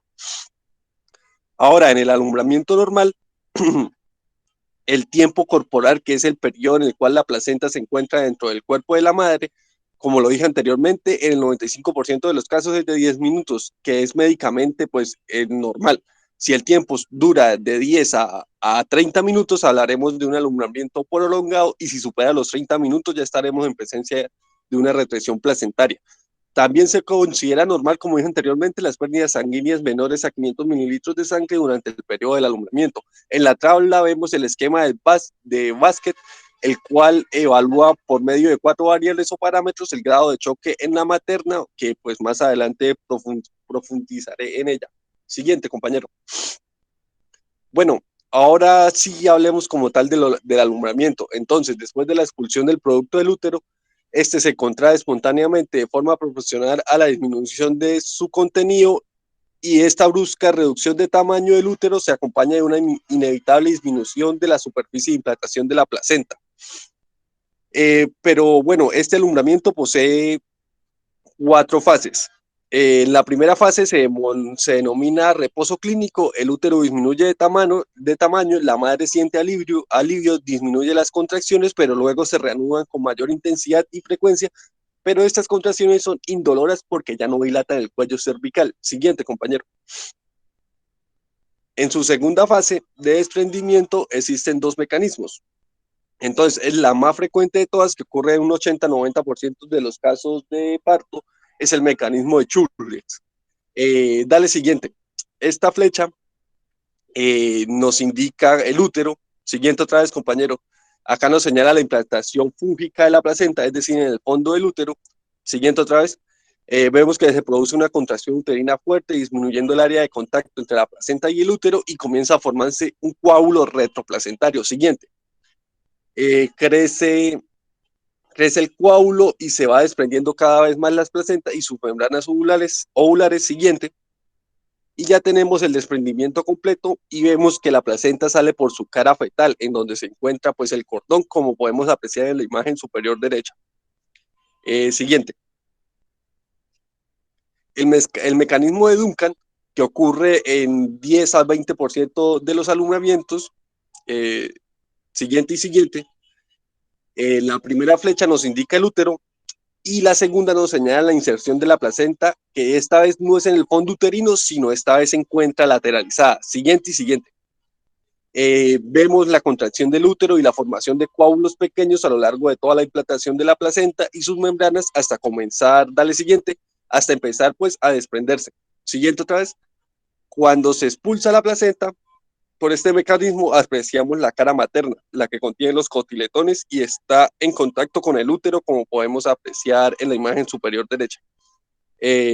Entonces, Chule en la mayoría de los casos se desprende por un coágulo retroplacentario cuando la placenta está implantada en el fondo del útero y al expulsarse vemos su cara fetal, mientras que Duncan, que es la minoría de los casos, es por medio de coágulos pequeños cuando la implantación de la placenta es lateralizada y se expulsa por la cara materna. Siguiente. Tendremos signos que nos indican el desprendimiento placentario que ya se ha efectuado. El primero de todos es el signo de Alfred. Vemos en el primer esquema que la pinza está a nivel de la vulva y en el segundo vemos que la pinza campla ha descendido 10 centímetros. Esto nos indica que la placenta ya se ha desprendido y ha comenzado a descender. Siguiente, compañero. El otro signo es el signo de Kunstner. En la figura superior se ve que se sujeta el cordón al traccionar el fondo del útero hacia arriba, como indica el dibujo de la mano. Se trata de inmovilizar el fondo del útero y se va a sentir como una especie de resistencia. En la imagen inferior, cuando se empuja el fondo uterino y no hay esta resistencia, quiere decir que la placenta se ha pues desprendido. Siguiente. Tenemos el signo de Farber o del pescador. Y pues este consiste en que se coloca la mano en el fondo uterino y se realiza una leve tracción desde el cordón. En la mano que está encima del fondo uterino se va a sentir como si estuviera tirando, como cuando uno pesca con caña y en la línea, es decir, en la cuerda, nota que el pescado tira, nota que hay una resistencia. Cuando ya no se nota estas sensaciones de resistencia, es decir, que la placenta ya ha descendido. Siguiente.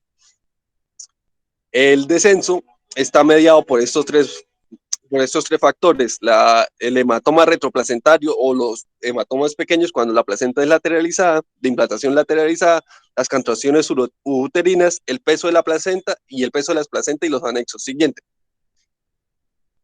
Y por último tendremos pues la salida de las membranas ovulares, que está favorecida por el pujo materno y por la retracción uterina. Y pues ¿se acuerdan que el profesor Eduardo nos decía que se forma un globo de seguridad, que el útero se hace una contracción petrosa?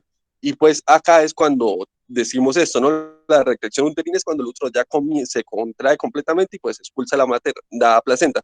Y acá vemos pues las dos caras de la placenta. Siguiente. Ahora, con respecto al manejo médico del alumbramiento, tenemos dos métodos: el manejo fisiológico o expectante, en el cual no se utilizan oxitóxicos o uterotónicos, se expulsa la placenta por gravedad y esfuerzo materno, y el manejo activo, que es el cual nos exige la ley realizar, que se administra uterotónicos, se expulsa la placenta mediante tracción controlada del cordón con contracciones en el fondo, sobre el fondo, y se hace un masaje del fondo uterino. Siguiente, compañero. Entonces, según la 3280, en los primeros minutos del nacimiento debemos hacer, siguiente, compañero.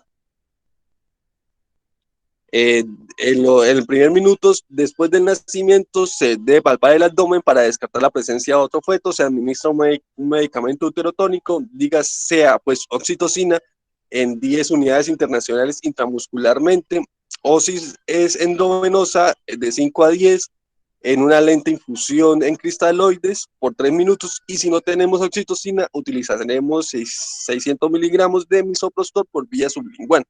Se va a hacer una tracción controlada del cordón, haremos el pinzamiento y verificaremos cada 15 minutos que el útero está contraído. Siguiente, compañero.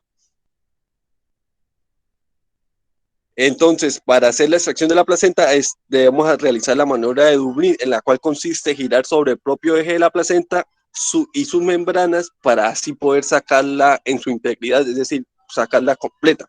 Al extraer la placenta debemos revisarla, es decir, revisar su cara materna y su cara fetal, la integridad de las membranas, el aspecto del cordón umbilical, su sección del cordón y contar el número de vasos. El alumbramiento incompleto, perdón, vamos a hacer una revisión uterina y una extracción manual de los restos retenidos. Siguiente, compañero.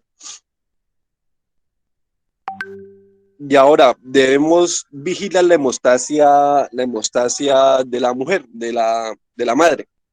Y pues esta se clasifica o se vigila a través de esta escala de Basket, que nos evalúa 4 parámetros: el sensorio, la perfusión, el pulso y la presión arterial.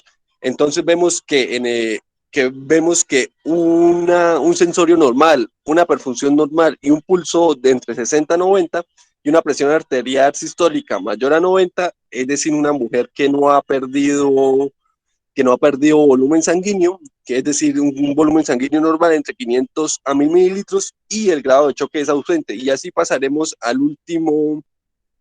última escala, la que está en rojito, en donde la pérdida de volumen es mayor a 200 mililitros, la mujer se encontrará letárgica, se encontrará palidez, fría, con sudoración profusa, el pulso estará mayor a 120 y su presión arterial sistólica estará disminuida en 70%. Esto nos indica un grado de choque severo. Siguiente, compañero. Y pues bueno, muchachos, esto fue todo. Muchas gracias por su atención y pues, en fin, que tengan un bonito día.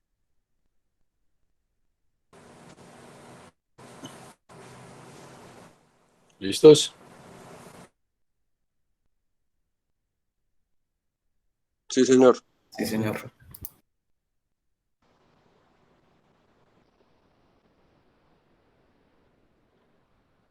¿Aló? Sí, doctora, se escucha. Sí, señor. ¿Terminamos? Sí, señor doctor. Sí. Bueno, ¿algún comentario? ¿Alguna pregunta, alguna duda? Sí, doctor, yo tengo una duda. ¿El vacuum se usa para hacer la tracción del feto? Pero eso depende con quién hablo, con familia. ¿Aló? ¿Aló? Eso depende del sitio donde se esté atendiendo el parto, ¿no? Por ejemplo, los gringos, ellos hoy en día están proponiendo utilizar no los forces, sino utilizar el vacuum, por lo que ustedes escucharon de su compañero, ¿no? La única cosa que no hace el vacuum es la que no podemos rotar, ¿no? No podemos hacer únicamente la tracción únicamente. Pero como le digo, allá ellos están tratando de proponer que cuando se requiera el parto asistido, se utilice el vacuum y no el force, ¿no? Aquí en nuestro medio, hasta donde yo recuerde, en el hospital donde van a hacer usted la rotación de Naranjo Meos universitario, no teníamos el vacuum. no lo utilizamos, pero años antes, de muchísimos años, sí lo utilizábamos, ¿no? Y pues lo único que veíamos nosotros era cuando no se empleaba adecuadamente los encefalomatomas grandes que se producían en el cuero cabelludo. O sea, el vacuum protege mucho lo que es el canal del parto, o sea, protege a mamá, protege la vagina, pero si no se utiliza adecuadamente puede producir daños a nivel de la cabeza fetal, y el daño más frecuente es el encefalomatoma, ¿no? En cuanto al forceps, tampoco se utiliza el forceps acá en nuestro medio, ¿no? Acá se utiliza un instrumento que se llama las espátulas, que muy seguramente la van a conocer en el Hospital de las Momedos cuando rotan. Esas espátulas son creadas, o las que nosotros utilizamos acá, por un colombiano, por el doctor Velasco Chiriboga, de Pamplona, en la Universidad Nacional. Él se diseñó la espátula esa. La gran diferencia de la espátula con el forceps es que no es fenestrado, o sea, no hay necesidad de articularlo. El forceps hay que articularlo, no es fenestrado, hay que articularlo. En cambio, la espátula no se articula, o sea, es de tracción libre. Y la espátula, a diferencia del forceps, protege mucho la cabeza del bebé, pero entonces produce, si no se coloca adecuadamente, si no hay un entrenamiento adecuado, desgarros vaginales, desgarros grado 3, grado 4 a veces, con las consecuencias posteriores de secuelas, ¿no? Entonces, aquí en nuestro medio, cuando se requiere el parto asistido, el parto instrumentado, seguramente se van a encontrar con las espátulas de Velasco, no se van a encontrar con el vacuum, ni se van a encontrar con el forceps. Entonces, para que revisen el tema de las espátulas de Velasco, que es muy importante. La colocada es más o menos similar al forceps, ¿no? O sea, si van a las imágenes de sus compañeros, es más o menos igual. Pero la única diferencia es que no se articula. Esa es más o menos la idea. Y cuando uno hace la tracción, tiene que seguir la curva de Carus para evitar ante todo el daño de las paredes vaginales, que es lo que más frecuentemente se produce con las espátulas. ¿Alguna otra pregunta?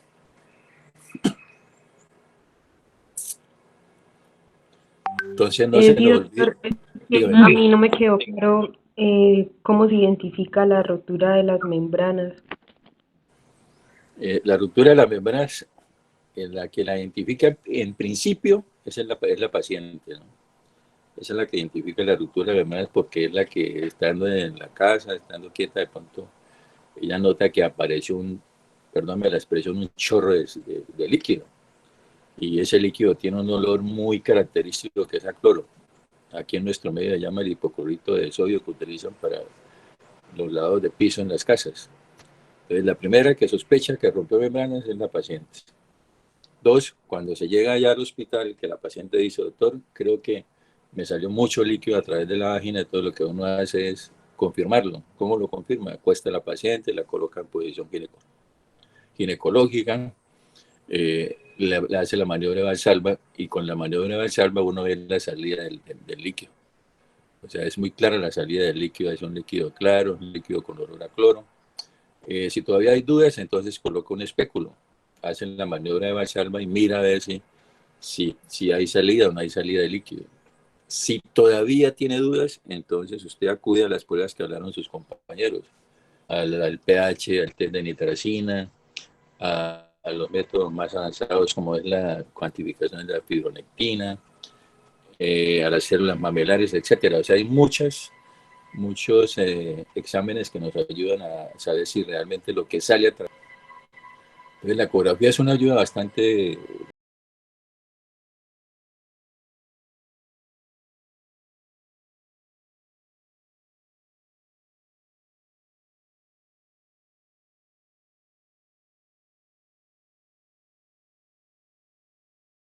grande para saber si hay un oligoaños o no hay oligoaños. Y si todavía nosotros tenemos dudas de que hay salida de líquido, que hay ruptura de membranas, entonces acudimos a la parte ya invasiva, que es la que ya no se hace hoy en día, que es hacer una amniocentesis. A través de la amniocentesis, que es colocar una aguja dentro de la cavidad uterina, teniendo en cuenta no ir a a puncionar, eso lo hace dirigido por ecografía, no ir a puncionar la placenta ni el feto. Entonces, a través de la ecografía, nosotros colocamos la aguja y cuando ya visualizamos a través de la ecografía que la aguja está en el líquido amniótico, introducimos un colorante. Ese colorante puede ser rifocina, puede ser índigo de carmín. Hay diferentes tipos de colorantes. Inyectamos el colorante, colocamos una compresa en vagina, ponemos a movilizar la paciente y si la compresa marca el color que nosotros utilizamos del colorante, pues ahí confirmamos definitivamente que sea una ruptura de membranas. Entonces son los pasos para saber si realmente hay ruptura o no hay ruptura de membranas. ¿De acuerdo? Ah, listo, doctor, muchas gracias. Otra pregunta, qué pena. ¿Cómo Sí, Carolina. reconocemos la posición del cuello uterino?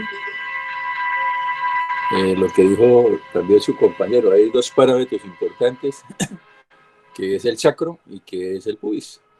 La posición, entonces, si está hacia el sacro, pues es posterior. Si está en una posición intermedia entre lo que es el pubis y el sacro, decimos que es una posición intermedia.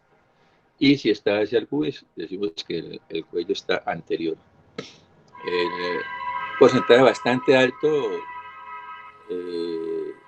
vamos a encontrar con nosotros, hacemos el tacto vaginal, que el cuello antes del trabajo de parto es posterior, ¿no? Apenas se va iniciando las contracciones, el trabajo de parto, pues el cuello va cambiando de posición, ya se vuelve intermedio y a lo último ya está completamente anterior, centrado. Pero la posición pues es de acuerdo al sacro y de acuerdo al pubis. Entonces ese es posterior, es intermedio, es anterior. ¿Otra pregunta? En el control del trabajo de parto nunca se les va a olvidar lo que les dije en la clase pasada, la famosa mnemotemia de las 3-4 P's. Entonces, siempre en el trabajo de parto tenemos que controlar, primero, las fuerzas, o sea, el power, el trabajo, las fuerzas que le dan las contracciones. Entonces, estar pilas con las contracciones, estar mirando la frecuencia, estar mirando la intensidad, estar mirando el tono de la contracción, que eso es muy importante para en la clase que se va a ver el parto anormal, empezar a ver las patologías de las distocias dinámicas que tienen que ver con las contracciones. La otra P es el pasajero, que es el feto. Entonces tenemos que saber todo lo que hablaron ustedes de la actitud fetal, de la posición, de la situación, realizar las maniobras de Leopold. Luego vamos a ver el pasaje, o sea, la pelvis, que previamente, antes de que la paciente llegue a la hospitalización, ya tiene una valoración pélvica, que es muy subjetiva de cada examinador. Entonces vamos a tener si la pelvis es una pelvis que tiene una capacidad pélvica adecuada, o si es una pelvis dudosa, o si es una pelvis estrecha. Y por último, tenemos que ver las partes blandas. Entonces, cómo se comporta el cuello, cómo está la vagina, que no va a tener algún tumor, que no vaya a haber tumores en el útero como miomas, no va a haber tumores en los ovarios como los quistes, etc. Siempre estar pendiente de esas 4 P's. En la parte del pasajero, pues estar muy pendientes lo que es la frecuencia cardíaca fetal, de acuerdo a los parámetros que se han dicho, cada 30 minutos. Estar vigilándola con la corneta de Pinar o con el Doppler, si se tiene el Doppler.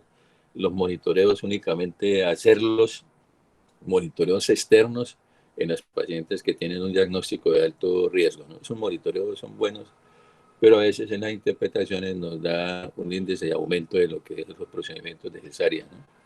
El monitoreo debe utilizarse siempre que hay pacientes de alto riesgo o cuando nosotros tenemos problemas de identificar la frecuencia cardíaca porque la mamá tiene un poligranios o porque la mamá es muy obesa, entonces tenemos que acudir al monitoreo, ¿de acuerdo?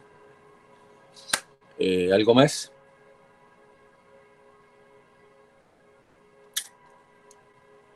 Bueno, felicitar al grupo. Muy bien, excelente exposición, muy bien detalladita, muy bien explicada. Yo creo que les quedó muy claro todo lo que se expuso. Muy bien. Que tengan un buen día, ¿no?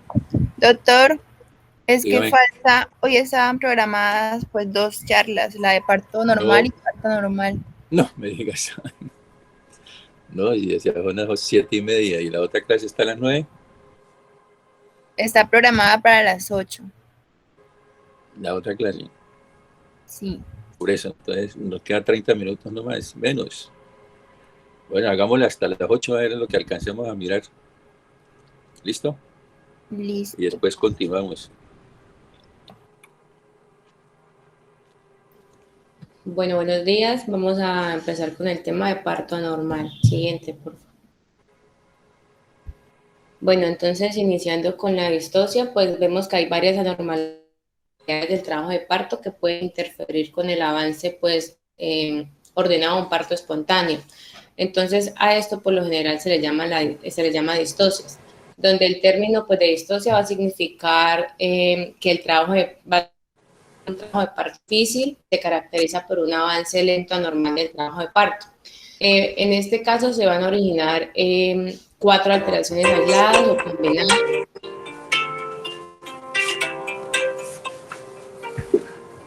donde en primer lugar vamos a tener que algunas veces las fuerzas de expulsión van a ser anormales, como cuando las contracciones uterinas pueden carecer de suficiente intensidad o coordinación como para borrarla y dilatar el cuello uterino, o cuando los esfuerzos de los músculos voluntarios maternos se encuentran alterados durante la fase del trabajo de parto.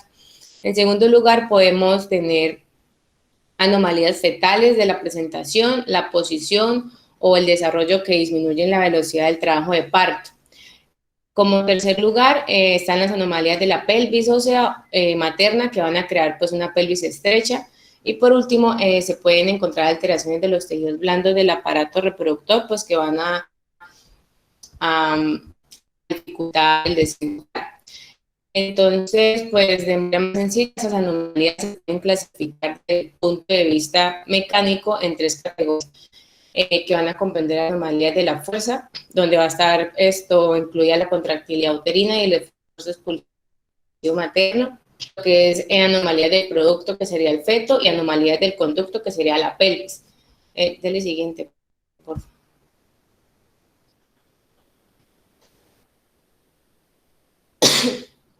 Entonces, acá hay un cuadrito donde se pueden enumerar pues, los datos clínicos que se encuentran más frecuentes en las mujeres con esas anomalías. También hay unas características de la distosia, donde en este cuadro muestran pues a menudo pues cómo actúan en concierto para producir un trabajo de parto disfuncional. Entonces pues hoy en día se utilizan con frecuencia ciertas expresiones como lo que es la desproporción cefalopélvica y falta de avance para describir el trabajo de parto, que es poco eficaz. Entonces, de estas, el término desproporción cefalopélvica se empezó pues, a usar antes del siglo XX para poder describir lo que es un trabajo de parto obstruido como un resultado del desequilibrio entre el tamaño de la cabeza fetal y la pelvis materna. En la presente, esta desproporción absoluta es poco frecuente y la mayor parte de los casos se genera de una posición anómala de la cabeza fetal dentro de la pelvis o por presencia de contracciones uterinas poco eficaces. Pero pues la verdad la desproporción es un diagnóstico poco convincente porque se han visto que en casi el 66% de las mujeres que son sometidas a cesáreas por esta razón anteriormente mencionada, al final pueden tener partos vaginales de recién nacidos más grandes. Y la fase, pues, falta de avance en el trabajo de parto, ya sea espontáneo o incluido, es una, pues, descripción cada vez más generalizada del trabajo de parto que es poco eficaz. Siguiente.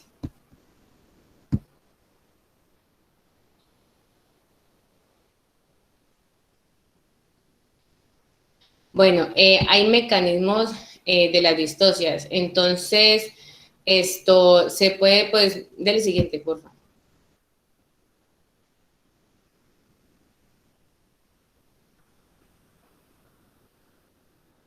Entonces se puede visualizar el cuello y el segmento inferior uterinos al término del embarazo y al final del trabajo de parto. Cuando concluye el embarazo, la cabeza fetal debe encontrar un segmento uterino inferior relativamente pues, más grueso y un cuello sin dilatación para atravesar el conducto de parto. El músculo uterino pues, está menos desarrollado y supuestamente es menos potente, menos fuerte. Las contracciones uterinas, la resistencia del cuello uterino y la presión anterógrada ejercida por la cabeza fetal van a constituir los factores que van a influir en el avance del primer periodo de trabajo de parto. Entonces, como se muestra en la figura, en la parte B, después de la dilatación completa del cuello uterino, la relación mecánica entre el tamaño y la posición de la cabeza fetal y la capacidad pélvica, es decir, lo que es la proporción fetopélvica se hace más clara conforme al feto, conforme cuando el feto desciende. Por ende, pues las anomalías de la proporción fetopélvica se van a tornar más obvias una vez que alcanza el segundo periodo. Pueden ocurrir disfunción del músculo uterino por sobredistensión, trabajo de parto obstruido, o se pueden presentar las dos. Entonces, por lo general, el trabajo de parto ineficaz se acepta como un posible signo precautorio de la desproporción fetopélvica. La clasificación artificial de las anomalías de trabajo de parto en disfunción uterina pura y desproporción fetopélvica van a simplificar la descripción, pero constituyen una caracterización incompleta porque pues esas dos tienen un vínculo bastante intenso. Siguiente.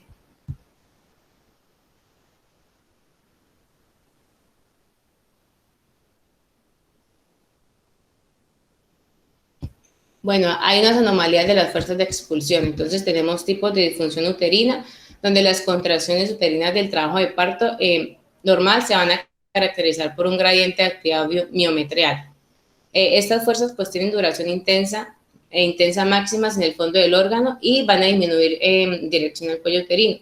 Las contracciones normales deben ejercer presiones cercanas a 60 milímetros de mercurio. Pero de cualquier forma, pues también se estableció que el límite inferior a las presiones de las contracciones, pues requería para dilatar del cuello uterino de 15 milímetros de mercurio. Entonces, a partir de esas observaciones, pues se pudo definir dos tipos de disfunción uterina. La más frecuente o disfunción uterina hipotónica, no hay hipertonía basal y las contracciones del útero presentan un tipo de gradiente normal, pero la presión durante las contracciones es insuficiente para dilatar el cuello uterino. Y la otra es conocida como disfunción uterina hipertónica o incoordinada, donde el tono basal se encuentra alto o el gradiente de presión presenta gran distorsión. La distorsión del gradiente es resultado de una contracción más intensa en el segmento medio del útero que en el fondo, o de la sincronía completa de los impulsos que se va a originar en cada cuerno o en una combinación de ambas. Está el trastorno de la fase activa, donde las anomalías de trabajo de parto se dividen clínicamente en avance menor comparado con el normal, o la interrupción completa del avance. Una mujer debe estar en fase activa de trabajo de parto con dilatación de cuello de al menos 3 a 4 centímetros para poder hacerse un diagnóstico de cualquiera de esos dos procesos. En la detección en la fase activa, definida como la ausencia de dilatación durante 2 horas o más, se presenta un 5% de las nulíparas a término. Las contracciones uterinas inadecuadas, definidas como menores de 180 unidades Montevideo, se diagnosticaron en el 80% de las mujeres con detección en la fase activa. La Organización Mundial de la Salud propuso un partograma de atención de trabajo de parto en el que se define el retraso como la presencia de una dilatación del cuello uterino de al menos 1 centímetro por hora durante un mínimo de 4 horas. Siguiente. No, perdón, déjenla. Y tenemos el trastorno del segundo periodo, donde el segundo periodo del trabajo de parto va a incorporar muchos de los movimientos cardinales necesarios pues, para que el feto pase a través del conducto de parto. Según esto, pues la desproporción entre el feto y la pelvis suele tornarse evidente durante el segundo periodo de trabajo de parto. Y hasta hace poco, pues, se han cuestionado o han habido reglas no cuestionadas que van a limitar la duración del segundo periodo. Esas reglas se establecieron en la obstetricia estadounidense en el siglo XX, donde derivaron de la preocupación en cuanto a la salud materna y fetal, sobre todo en cuanto a infecciones, y llevó a procedimientos difíciles de aplicación de forceps. Dicho periodo se limitaba en nulípara a 2 horas y se ampliaba a 3 horas cuando se había utilizado la analgesia local. Y para multiparas el límite era de 1 hora con ampliación de 2 horas en presencia de analgesia regional. Ahora sí, siguiente. Y estas pues son las unidades Montevideo, pues cómo se miden. Entonces, pues es como el producto de la intensidad de las contracciones en milímetros de mercurio por el número de contracciones en 10 minutos. Entonces, las unidades Montevideo se van a calcular al restar la presión uterina basal de la presión máxima de cada contracción en un espacio de 10 minutos y al sumar las presiones generadas. Entonces, por ejemplo, hay 5 contracciones que se producen en cambios de presión y esto es una suma de 240 ¿no? Donde lo normal debe ser de 200 y mayor a 200. Siguiente. Bueno, entonces, hablando de las fuerzas que resultan del pujo materno, perdón, lo normal es que la fuerza combinada de las contracciones uterinas y la musculatura abdominal impulsen el feto hacia abajo, pero resulta que en algunas ocasiones esta fuerza que es creada por esas contracciones se afecta lo suficiente para reducir entonces la velocidad o incluso llegan a impedir el parto vaginal espontáneo. Hay como tres ocasiones principales que son en las que se dan estos casos. Es, por ejemplo, cuando la fuerza creada de la musculatura abdominal, ¿sí? Ella hace que se reduzcan las velocidades o impidan el parto de flujo, o cuando la sedación es muy intensa, o sea, la analgesia que se da es muy intensa y esta puede disminuir el reflejo del flujo también, del pujo, perdón, y entonces, pues, son susceptibles incluso de que haga que, o sea, que los músculos no se puedan contraer y alteren en ese momento. Y también está cuando incluso el dolor, o sea, el dolor que presenta la madre es tan grande y tan intenso que este dolor va a hacer que se rebase la urgencia que tiene la madre de pujar. Dale, siguiente. Bueno, entonces hay varias causas a las que se le asocia pues la disfunción uterina. Una de estas es lo que es la analgesia epidural. Tras la analgesia epidural lo que sucede es que se va a reducir la velocidad del trabajo de parto. Y pues se han hecho diferentes estudios a raíz de esto y se ha encontrado que hay una relación entre la prolongación del primer y el segundo periodo del trabajo de parto y también un descenso fetal más lento cuando se utiliza la analgesia epidural. Otro factor es debido o relacionado con la corioamnionitis y pues es debido al vínculo que tiene el trabajo de parto prolongado con la infección materna durante ¿sí? Entonces, se han estudiado varios como efectos de la corioamnionitis durante la estimulación del trabajo de parto y se encontró que la infección que se da, pues el diagnóstico de la infección en etapas avanzadas del trabajo de parto era un indicador de cesáreas por distocia. Y pues se encontró también que el 40% de aquellas mujeres que presentaron corioamnionitis requirieron después oxitocina para el trabajo de parto disfuncional. Y posterior a esto, requirieron cesárea por la distocia. Siguiente. Bueno, otra cosa que tener muy en cuenta es la posición materna durante el trabajo de parto. Y se ha encontrado que hay como diferentes opiniones respecto a son muy variantes respecto a si la paciente debería estar en decúbito dorsal o debería estar deambulando. Entonces, se han realizado varios estudios y se ha encontrado que en realidad aquellos que proponían caminar, o sea, la deambulación, señalaban que pues esto iba a abreviar el trabajo de parto, iba a disminuir las tasas de conducción con oxitocina, asimismo iba a minorar la necesidad de usar analgesia y de llegar a un parto quirúrgico. Sin embargo, otras personas sugerían que esto lo que hacía era empeorar o incomodar más a la madre y no iba a traer los beneficios o pues que los otros expertos decían. Entonces, como tal, no se ha llegado a un consenso que diga como cuál es la mejor posición, pero se ha encontrado que en realidad lo que se debería procurar es buscar que la madre esté lo más cómoda posible, ¿sí?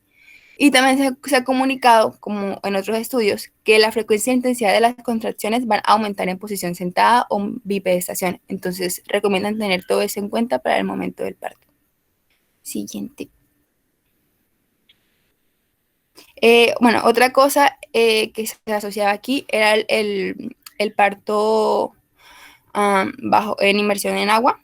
Entonces, también aquí hay mucha disputa porque pues se dice que ayuda a relajación, a que la mujer esté más cómoda, pero, bueno, y también al hecho de que disminuía la frecuencia de usar analgesia epidural, pero se encontraron que hay pocos casos en realidad en los que se ha asociado a ahogamiento, hiponatremia, a infección de origen hídrico, asimismo a rotura de cordón umbilical y a policitemia.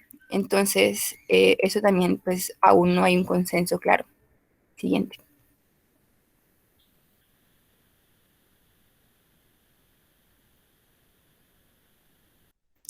Al término, esto ocurre en casi el 8% de los embarazos y también se ha estudiado mucho y como tal hay diferentes causas atribuibles a esto, principalmente, o sea, la más común es que sean infecciones, ¿sí? Infecciones cervicovaginales e infecciones urinarias, también debido al aumento de la presión intrauterina, sobre todo en casos de embarazos múltiples o en casos en los que los bebés vienen muy grandes, cuando la madre tiene como antecedente consumo de tabaco, así cuando tiene antecedente de rotura prematura de membranas en embarazos anteriores y cuando pues la madre viene con malnutrición.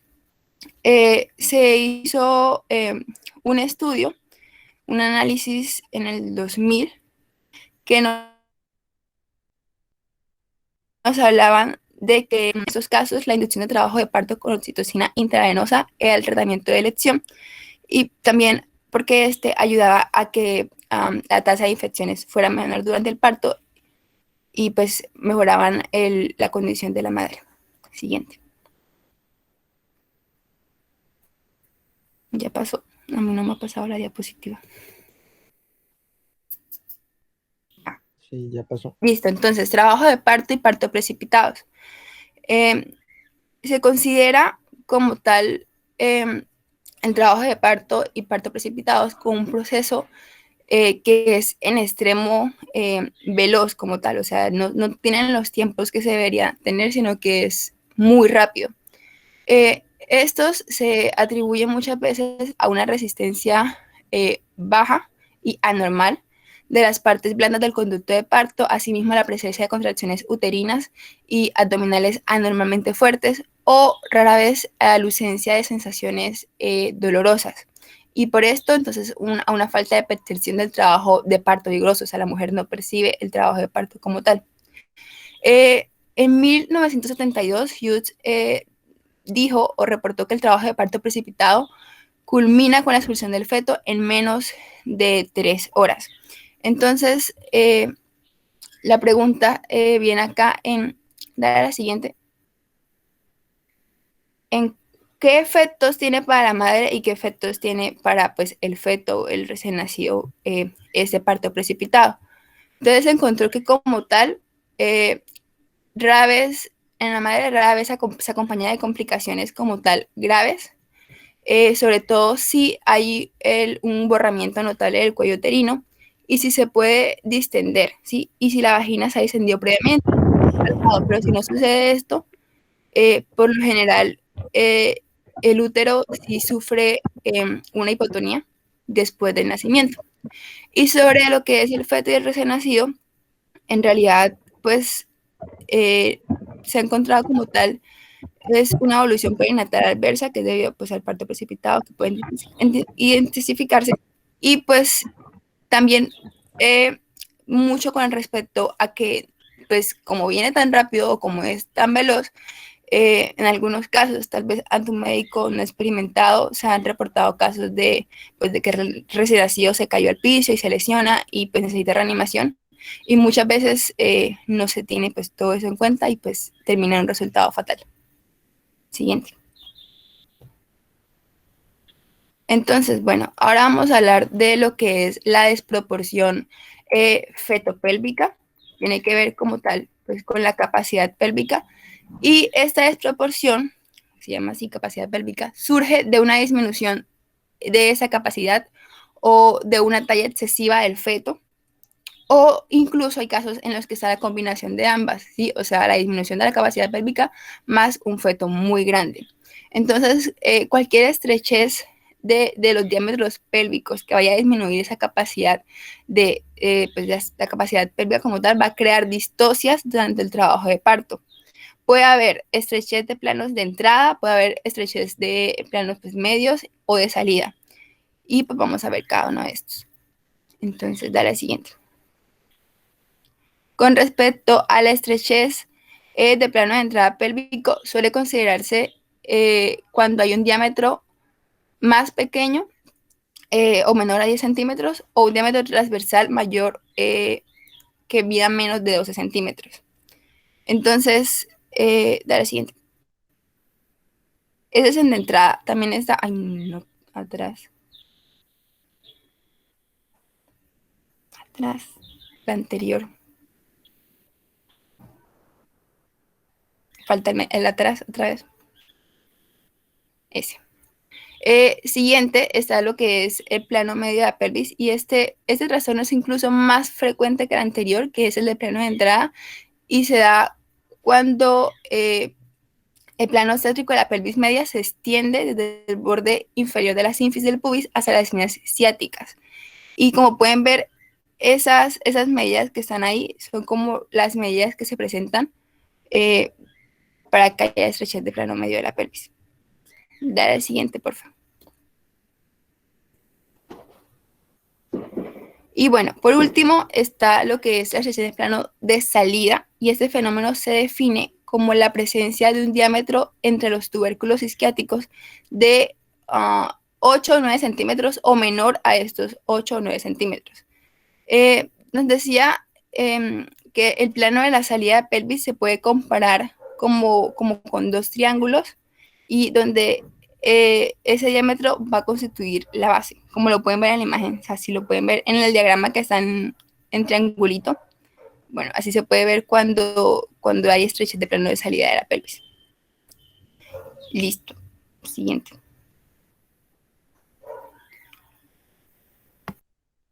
Hola, buenas.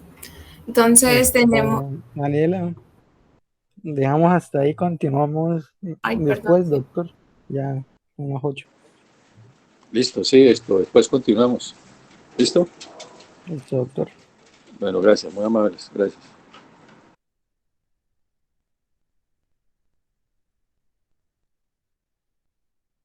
Esperamos al doctor Eduardo entonces. No se vayan.